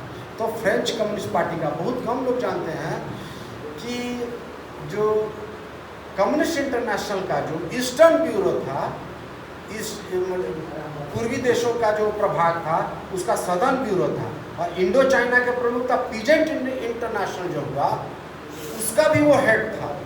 तो 1924 में ही हो ची मिन्ह बहुत बड़ा फिगर बन चुका था वर्ल्ड कम्युनिस्ट मूवमेंट में, और वो चाहता तो वियतनाम नहीं भी आता और बाकी दुनिया में, जैसे अपने यहाँ एम एन राय थे, बहुत बड़ा स्टेचर था, बाहर घूमते रह गए हवा में, और यहाँ वो गया अपने देश और इनकलाब किया, वैसा वो एम एन राय नहीं कर पाया। तो 24 को चाइना में इसका ये था। दिक्कत क्या है, हम लोग आपको बता रहे हैं कि पटना में कहिएगा कभी 8-10 लोग वियतनाम हुआ है, कहिएगा ठीक से वियतनाम पर बोलने के लिए तो आदमी नहीं मिलेगा। कोशिश ये हो रही है कि सारा वियतनाम कम्युनिस्ट स्मृति को गायब कर दिया। हम लोग की कम्युनिस्ट पार्टी में भी नहीं है। हाँ कॉमरेड सुने तो हैं, नाम तो बचपने से सुन रहे हैं, लेकिन बता नहीं सकते हैं कि क्या क्या दिक्कत है। तो ऐसा नहीं है 20 साल पहले ऐसा लोग था, तो इसीलिए हम लोग को ये कार्यक्रम करना पड़ा। बहुत ज़रूरी है कि एक और उनके बारे में मिसकंसेप्शन है कि वो लड़ाकू थे, प्रैक्टिशनर थे, नहीं थ्योरिटिशियन भी उतना ही बड़ा था, लेकिन वो प्रैक्टिस में उतारता था। कहता था कि अगर नैतिक स्तर पर अगर आपके पास ऊंचाई नहीं है तो आप कभी भी जनता का नेतृत्व नहीं किया। उनकी राइटिंग्स को अभी लेफ्टवर्ड ने छापा उनको, और पढ़ने से पता चलता इतनी क्लैरिटी थी। और जैसा कि बताया गया लेनिन से सबसे ज़्यादा प्रभावित था। उसको इस बात का दुख था कि जब लेनिन मरा तो बेचारा वही मास्को में था, अचानक नाश्ता कर रहा था कि खबर मिली, तो उसको लंबी क्यों याद है जो लेनिन के लिए, वो तो लेनिन से क्यों प्रभावित था, क्योंकि पहला दुनिया में शख्स था बोला कि कॉलोनियल जो ये छोटे छोटे जो देश हैं उनको भी आज़ाद होने का, यूरोपियन देशों को, वो कॉलोनियल थीसिस आती है, बेचारे को पढ़ नहीं पाता था, पढ़ते पढ़ते 20 बार पढ़ के उसको समझा, तब लोग कहता है कि उसकी आंखों में आंसू हो जाए। तो ये हम लोग को ये ठीक से जानना चाहिए। फ्रेंच के बारे में अभी ठीक ही बोला राजीव भाई ने, पूरी दुनिया में आज़ादी की बात करता है और गला घोंटता है। और अंत में एक बार मैं ये करूँगा कि हम लोग में से किसी साथी को, कोई एक पुस्तिका नहीं है, नया साथी से मांगता है हो ची मिन्ह पर कहीं नहीं छुपा हुआ है बोला जाए, एक वो बुकलेट नहीं है। अगर आप लोगों में से कोई लोग लिखिए, उसको तैयार कीजिए, तो यह तो आप लोग बहुत अच्छी संख्या में आए। भी और भी कोई वक्ता बाकी है, शुक्रिया, धन्यवाद। खुद भी लिखते हैं कि जब वो थेसिस पढ़ने के बाद उनको जब समझ में आया तो कहते हैं कि हम कमरे में बैठ के ऐसे बोलते थे जैसे लाखों लोगों को संबोधित कर रहे हैं, मतलब इतनी उत्तेजना आती थी। यही देखिए कि अभी कोरिया के बारे में हमको पता चला, ठीक उसी वक्त कोरिया भी 2 भागों में बट गया, नॉर्थ और साउथ। नॉर्थ कोरिया में कम्युनिस्ट पार्टी जो कम्युनिस्ट थे वो सरकार में आए, और वहाँ चुनाव होना था, तो यूएन से एक आदमी भेजा गया, यूएन की तरफ से, वो इंडियन आदमी था, उसका नाम था केपीएस मेनन, जिसका काम था कि चुनाव करा देना है दोनों जगह। लेकिन जो साउथ कोरिया में जो सरकार थी, वहाँ का राष्ट्रपति था, वो कभी कोरिया में नहीं रहा था, वो CIA के जहाज़ से आता है, राष्ट्रपति बनता है। वो नहीं चाहता था अमेरिका के वहाँ चुनाव हो, क्योंकि नॉर्थ कोरिया में लैंड का डिस्ट्रीब्यूशन, सब कुछ सरकारीकरण सब हो गया था, और साउथ कोरिया में भी अब मांग उठने लगी थी कि यहाँ भी ज़मीन का बंटवारा हो, सब कुछ का सार्वजनिकरण हो। इसीलिए वो नहीं चाहता था अमेरिका की चुनाव हो। चुनाव होता तो नॉर्थ कोरिया की जो पार्टी थी वो जीत जाती, उसका दोनों जगह उसका विजय हो जाता, कोई रोक नहीं पाता। तो चुनाव नहीं होने दिया, और केपीएस मेनन को लड़की लगा दिया। एक महिला थी वहाँ के राष्ट्रपति की फ्रेंड, खाना पहुँचाना, घूमना साथ में। एक बार तो ऐसा हुआ कि शाम को दोनों पार्क में टहल रहे थे, अब पूरे कोरिया में हल्ला हो गया कि उसका अपहरण हो गया, तो पता चला कि पार्क में टहल रहे हैं। केपीएस मेनन ने खुद अपनी आत्मकथा में लिखा कि पहली बार मैंने दिमाग से नहीं दिल से काम लिया था, और उसके दिल से काम लेने के चक्कर में आज तक देखिए कि नॉर्थ कोरिया और साउथ कोरिया में लड़ाई जारी है। छोटी सी कविता है, उसके बाद मैं खुदा जी को बुलाऊँगा। ये कविता हो ची मिन्ह की लिखी हुई है। बिना शरद की ठिठुरन और सन्नाटे के वसंत की उष्मा और भव्यता नहीं मिल सकती। मुसीबतों ने मुझे पनियाकर सख्त कर दिया है और मेरे मन को इस्पात बना दिया है। बिना आज़ादी के जीना दरअसल घिनौनी स्थिति है। ये हो ची मिन्ह की कविताओं का संग्रह भी है। मैं बोला जिसे अगले गुरु कह पाएँ, और संक्षेप में अपनी बात रखूँ।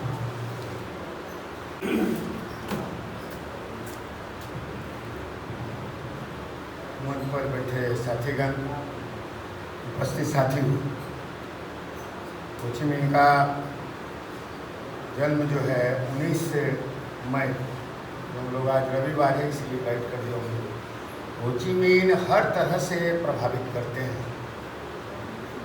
जब उनका इंडिया में का यात्रा हुआ था और जब हवाई जहाज़ से उतरे थे दिल्ली में, तो किसी तरह का कोई सुरक्षा उनके साथ देश से नहीं आया था। तब साधारण व्यक्ति की तरह पीठ पर जो है अपना दैनिक उपयोग का सामान लादे हुए, जब पत्रकार पूछा उनसे कि आप भारत में आए हैं तो आपका सामान कुछ नहीं, जो दैनिक उपयोग का सामान है अपना। वियतनाम में ये लोग जो है अभी भी वहाँ पर जो है लड़ रहे हैं और इतने बड़े लड़ाई लड़ रहे हैं, और वहाँ का राष्ट्रपति जब भारत आया है तो क्या लाम काम लेके चले गए। बहुत साधारण व्यक्ति थे हो ची मिन्ह, और यह सब 5 मई 1818 को कार्ल मार्क्स का जो है जन्म हुआ था, और कार्ल मार्क्स ने 1848 में जो कम्युनिस्ट घोषणा पत्र लिखे, उस पर कई पूंजीवादी देशों ने प्रतिक्रिया व्यक्त किया। कार्ल मार्क्स का जो है कम्युनिस्ट घोषणा पत्र जो है रद्दी के टोकरी में फेंकने लाए। कार्ल मार्क्स को लगा कि नहीं, जो हम लिखे हैं कम्युनिस्ट घोषणा पत्र वो सही लिखे हैं और सही चोट लगा है। जिनको विरोध है उनका विरोध जो है आ रहा है, जिनको खतरा है कम्युनिस्टों से उनका विरोध आ रहा है। और उस समय से जो कम्युनिस्ट विचारधारा जो फैला है, तो सबसे पहले बोल्शेविक क्रांति हुआ सोवियत संघ में, और वहाँ सोवियत संघ के साथ साथ कई देश आज़ाद हुआ, 14 देश आज़ाद हुआ था वहाँ, और सोवियत संघ बना। पहली बार वहाँ का राष्ट्रपति जो है कॉमरेड लेनिन बने, और उसके बाद पूरे विश्व में कम्युनिस्ट विचारधारा का जो है उदय हुआ। सभी जगह पूरे विश्व की आबादी अब शायद लगता है कि 9 अरब के आसपास है, पहले 8 अरब था। आज भी पूरे विश्व का जो है 1/3 मैंने जनता जो है कम्युनिस्ट देशों में ही जीवन बसर करते हैं लोग। कम्युनिस्ट विचारधारा इतना फैला, मार्क्सवादी विचारधारा, कि आज तक धीरे धीरे सबसे ज़्यादा जो वियतनाम में जो है हो ची मिन्ह जितना संघर्ष किए, इनका संघर्ष का इतिहास जो है, शायद मेरे यहाँ लगता है कि इधर हम परसों बैठ के किताब को छाट रहे थे तो कहीं हमको किताब मिला है हो ची मिन्ह का, और अच्छा उसको पढ़ नहीं हम पाए, लेकिन निकाल के हम रखे हैं। और इसीलिए साथियों, भारत में भी कम्युनिस्ट विचारधारा को फैलाना होगा वियतनाम जैसा, और यह विचारधारा ऐसा विचारधारा है कि इस विचारधारा से ही देश का कल्याण होगा। पूंजीवाद से कोई कल्याण होने वाला नहीं है। और देखते हैं चीन, हमारे देश 47 में आज़ाद हुआ, चीन जो है 1947 से वही 1949 में हुआ, लेकिन आज जो चाइना विकास किया है उस हिसाब से आपका भारत देश जो है विकास नहीं किया है। इसलिए हम लोगों को हो ची मिन्ह के रास्ते पर चलना है। उनका इतिहास जो है संघर्षों का इतिहास रहा है, और यही कहकर मैं हो ची मिन्ह को श्रद्धांजलि अर्पित करता हूँ। बहुत सभी साथी, ये आज हम काफ़ी बातें हो चुकी हैं। मैं यहाँ पे इस गोष्ठी में जो विषय है और जो अवसर है हो ची मिन्ह के वर्षगांठ, क्योंकि कल है, हम लोग आज मना रहे हैं, और विषय है उनके मरणोपरांत 50 साल की अवधि आज तक, जब 1975 के बाद की है। तो इसमें एक चीज़ जो है हो ची मिन का जो संघर्ष का जो ये रहा, काफ़ी बातें उस पर हो चुकी हैं। मैं एक दो बात रखना चाहता हूँ, थोड़ी सी चीज़ें हैं जो शायद मैं रख पाऊँ ठीक से, और चूँकि जटिलता है इसमें काफ़ी, हमारे पूर्व वक्ता ने बताया है, उस जटिलताओं के बावजूद भी आज जो परिस्थितियाँ बन रही हैं वैश्विक स्तर पे, वो क्या हम लोग इस जो 50 साल की जो अनुभव है वियतनाम में, इसे वियतनाम का अनुभव नहीं है, पूरे विश्व को इसका अनुभव होना चाहिए। मैं एक चीज़ इसमें मैं कहना चाहता हूँ कि सबसे पहली बात तो ये है कि हो ची मिन का जो नाम है ये है एन ग्योन सिंह चुंग, ये इनका असली नाम है, एन ग्योन सिंह चुंग। और 1941 के जापानी जो घुसपैठ हुई थी, जो उस समय जो दखल हुआ, उस समय इन्होंने एक, जिस पर थोड़ा सा प्रकाश डाला था आपने, वियत मिन करके एक आंदोलन का इन्होंने उस समय मूवमेंट को इन्होंने उसका फाउंड किया था, उसको स्थापना की थी उन्होंने। और वो कोई संगठन नहीं था, वो एक मूवमेंट था जो अपने आप को जापान के आक्रमण से, उसके घुसपैठ से बचाने के लिए था, और साथ में उसमें राष्ट्रवाद की एक भूमिका थी, मन में लोगों के विचार था। और सबसे बड़ी बात क्या है कि ये एक कम्युनिस्ट क्रांतिकारियों का विद्रोह था, ये कोई आम बात नहीं थी, ये वो कम्युनिस्ट डोमिनेंट क्रांतिकारियों का वो विद्रोह था। ये इसका एक जो है बहुत बड़ा चरित्र है इस आंदोलन का, जो इतने साल तक इन लोग लड़ाई में लगे रहे। इस पर काफ़ी बातें हो चुकी हैं। मैं एक चीज़ कहना चाहता हूँ कि ये जो एन ग्योन सिंह चुंग है, इन्होंने इसी समय एन मौके पर इन्होंने अपना नामकरण किया था खुद, हो ची मिन। और ये हो ची की मिन का मतलब होता है ब्रिंगर ऑफ लाइट, जो रोशनी लाता हो। और ये एक बहुत बड़ी चीज़ है कि हो ची मिन आज अंकल हो के नाम से भी जाने जाते हैं, हमारे पूर्व वक्ता ने कहा।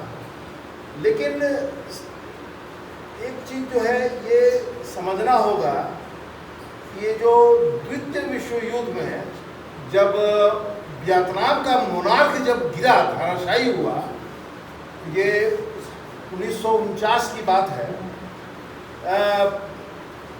ये विचित्र तरीके से साम्राज्यवादियों ने वियतनाम को उस समय किसी न किसी इनके प्रकार कॉलोनियल इम्पैक्ट को उस एशियन कंट्री से बाहर नहीं होने दिया, क्योंकि फ्रांसीसी जो है, फ्रांसीसी कॉलोनी जो है, वो भी इसको उस समय द्वितीय विश्व युद्ध के बाद इसको कॉलोनाइज करना चाहती थी, जिसका इन्होंने माकूल जवाब दिया वियत मिन ने। तो उसी समय एक जो बात आई जिस पर चर्चा हो चुकी है कि ये एक माहौल क्रिएट किया गया जिसमें वो अनिश बोल रहे थे कि 70 डिग्री पैरेलल पे वो, तो ये कारण क्या था? कारण का था ये कि जो प्रो फ्रांसीसी तबका था वियतनाम के अंदर, जो उसके अंदर जो प्रो फ्रांसीसी तबका था, वो उसको ये चीज़ कबूल नहीं था, क्योंकि जब भी हम अगर शिकस्त पाते हैं तो अपने ही घर में अपने ही लोगों से शिकस्त पाते हैं। तो वो एक मुद्दा है जहाँ पर उत्तरी वियतनाम और दक्षिणी वियतनाम इसका हुआ एक निर्माण, और वहाँ उसके जो एम्परर थे वो क्या बाओ दाई नाम था, वो उसके हुए शासक, और इधर हो ची मिन। लेकिन उस समय एक कंडीशन थी कि ये विभाजन हो रहा है तो 2 वर्ष के बाद, मात्र 2 वर्ष के बाद इसको चुनाव करा के इसका विलय फिर कराया जाएगा। लेकिन तब बात आई है इस पर, अमेरिका ने वही डोमिनो वाली जो बात आई कि अमेरिका ने, उसको डर था कि अगर चुनाव हुआ तो साउथ और नॉर्थ क्या पूरे वियतनाम में कम्युनिस्ट की सरकार बन जाएगी, और इसी डर से अमेरिका ने शर्त रखवाई कि नहीं, अगर चुनाव होगा तो अमेरिकी निगरानी में होगा चुनाव, जिसका हो ची मिन उत्तरी वियतनाम और यूएसएसआर। उस समय क्या था कि कोल्ड वॉर था, कोल्ड वॉर में कुछ लोग थे जो उत्तरी वियतनाम को और कुछ साम्राज्यवादी जो खेमा था अमेरिका के नेतृत्व में, वो दक्षिणी वियतनाम को सपोर्ट कर रहा था। यूएसएसआर, चाइना और वियतनाम ने एक सिरे से खारिज कर दिया कि अमेरिकी हस्तक्षेप नहीं होगी, अमेरिका की निगरानी में चुनाव नहीं होगा। और यही कारण है कि उस समय से लेकर सन 1975 तक लड़ाई चलती रही, नरसंहार होता रहा। उसके बारे में मैं नहीं जानना चाहता हूँ, नहीं बोलना चाहता हूँ। सवाल यहाँ अब एक और आता है कि ये जो 50 साल हुए उसके बाद, 75 के बाद, यहाँ से अब देखने की ज़रूरत है कि ये 50 साल में इसका इम्पैक्ट क्या रहा। आंतरिक दमन का शिकार इसको झेलना पड़ा सरकार को। वियतनाम के ऊपर जो 1986 में आर्थिक पाबंदियां लगाई गई अमेरिका से के द्वारा, उसका असर आज हम देख रहे हैं कि 2023 में एक अमेरिका के साथ एक सॉफ्ट कॉर्नर आया है और एक स्टेटस बनाया गया है जो इकोनॉमिक स्टेटस है, वो at parallel with USSR and China, not USSR, आज की तारीख में रशिया और चाइना के साथ उसका जो है तो उस पैरेलल पर लाके रखा गया है। और ये चीज़ जो है ये बहुत खतरनाक चीज़ है, क्योंकि आपने जिस आधार पे, जिस वैचारिकता के साथ आपने जो आज़ादी हासिल की है, उस वैचारिकता से आपका डेविएशन अब हो रहा है, बाजार की स्थिति में जा रहे हैं। स्टेट कंट्रोल्ड जो होता था मार्केट, वो अब मार्केट ओरिएंटेड हो गया है, अब बाजार ओरिएंटेड हो गया है। ये सारी चीज़ें देखने वाली चीज़ है। और इसका एक ही कारण है कि वो वहाँ पर बैठ करके अमेरिका चाहता है कि एक कंट्री में अगर हम रहें तो वहाँ से आसपास की कंट्री को हम कंट्रोल करते रहें। हम देख रहे हैं कि पाकिस्तान में अभी यूएन से इतने अरबों डॉलर का जो है सो निवेश किया गया, उनको कर्ज दिया गया। कारण क्या है कि पाकिस्तान ने उनको वो जगह देने के लिए मंजूरी दे दी है जहाँ से वो अफगानिस्तान और चाइना दोनों पर नजर रखे हैं। बांग्लादेश में इतने रुपये का यूएन ने अनुदान दिया है अमेरिका के कहने पर। बांग्लादेश में क्यों? इसलिए कि म्यांमार पे और इधर म्यांमार पे नजर रखे और म्यांमार में जो कॉन्फ्लिक्ट चल रहा है उसको अमेरिका जो है उसको कंट्रोल कर सके। ये सारी बातें देखने की चीज़ है। और मैंने ये हिंदुस्तान को भी, भारत को भी इस तरीके से वार के जोन में ढकलने की साजिश चल रही है ताकि जो आर्थिक विकास ना हो। और दुर्भाग्यपूर्ण हम लोग आज यहाँ पे जो बैठे हैं, हम लोग सरकार के उस कई फैसलों पर हम लोग कुछ कह नहीं सकते हैं। हम लोग की ताकत जो है वो होनी चाहिए। मेरा यही कहना है, इसी बात पर मैं जोर देना चाहता हूँ कि जो हम लोग देख रहे हैं, समझ रहे हैं, जिसकी चर्चा हो रही है, उसके मायने क्या है।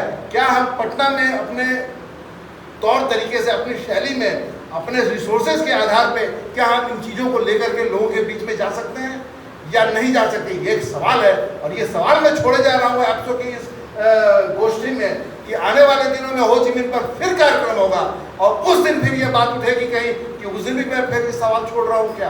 लेकिन इस बीच में कार्यक्रम लिए जाए और कार्यक्रम लेकर के इन सवालों को अपने अपने लोगों के बीच में हम लोग जाने का कोशिश करें। और इन्हीं बातों के साथ मैं अपनी बात को समाप्त करता हूँ। इनकलाब जिंदाबाद। बहुत बहुत शुक्रिया। मैं हो ची मिन की एक कविता है, छोटी सी है, उसके बाद विजय बाबू को बुलाऊँ, धन्यवाद ज्ञापित करेंगे, कुछ बोलेंगे। पुरखे चाव से गाते थे गीत नैसर्गिक सौंदर्य के, बर्फ के, फूलों के, चांद के, पवन के, नदियों और कुहरों के, पर्वतमालाओं के। रचने चाहिए गीत हमें आज फौलाद ढले और जानने चाहिए कवियों को हमला करने के पहले। ये हो ची मिन की कविता है। मैं विजय बाबू से जो हमारे AIPSU के अध्यक्ष मंडल के साथियों कह पाए, धन्यवाद करते हैं। साथियों, लगभग 2-2.5 घंटे से वियतनाम के एकीकरण का जो उत्सव है उस पर केंद्रित होकर और विश्व राजनीति पर उसका क्या प्रभाव पड़ा है, इसको लेकर हमने काफ़ी विस्तार से चर्चा की। और मैं रोशन जी के, राजीव रंजन जी के और तमाम वक्ताओं और चले गए उनके वक्ता की तरफ से मैं आप सब ये आश्वस्त हैं, हम उनसे अपनी सहमति व्यक्त करते हैं। मित्रों, ये ऐसा कठिन दौर है कि आप अखबारों को ठीक से पढ़िए और 30 अप्रैल को 2025 को जब वियतनाम में 50वीं वर्षगांठ हो रही थी, उसी वक्त उसी आसपास के इसके 1-2 साल पहले भारतवर्ष में भी आज़ादी की 75वीं वर्षगांठ मनाई जा रही है। और दोनों में फ़र्क देखिए और उसका मूल्यांकन करिए, यह एक प्रश्न मैं आपको छोड़ रहा हूँ। मित्रों, हो ची मिन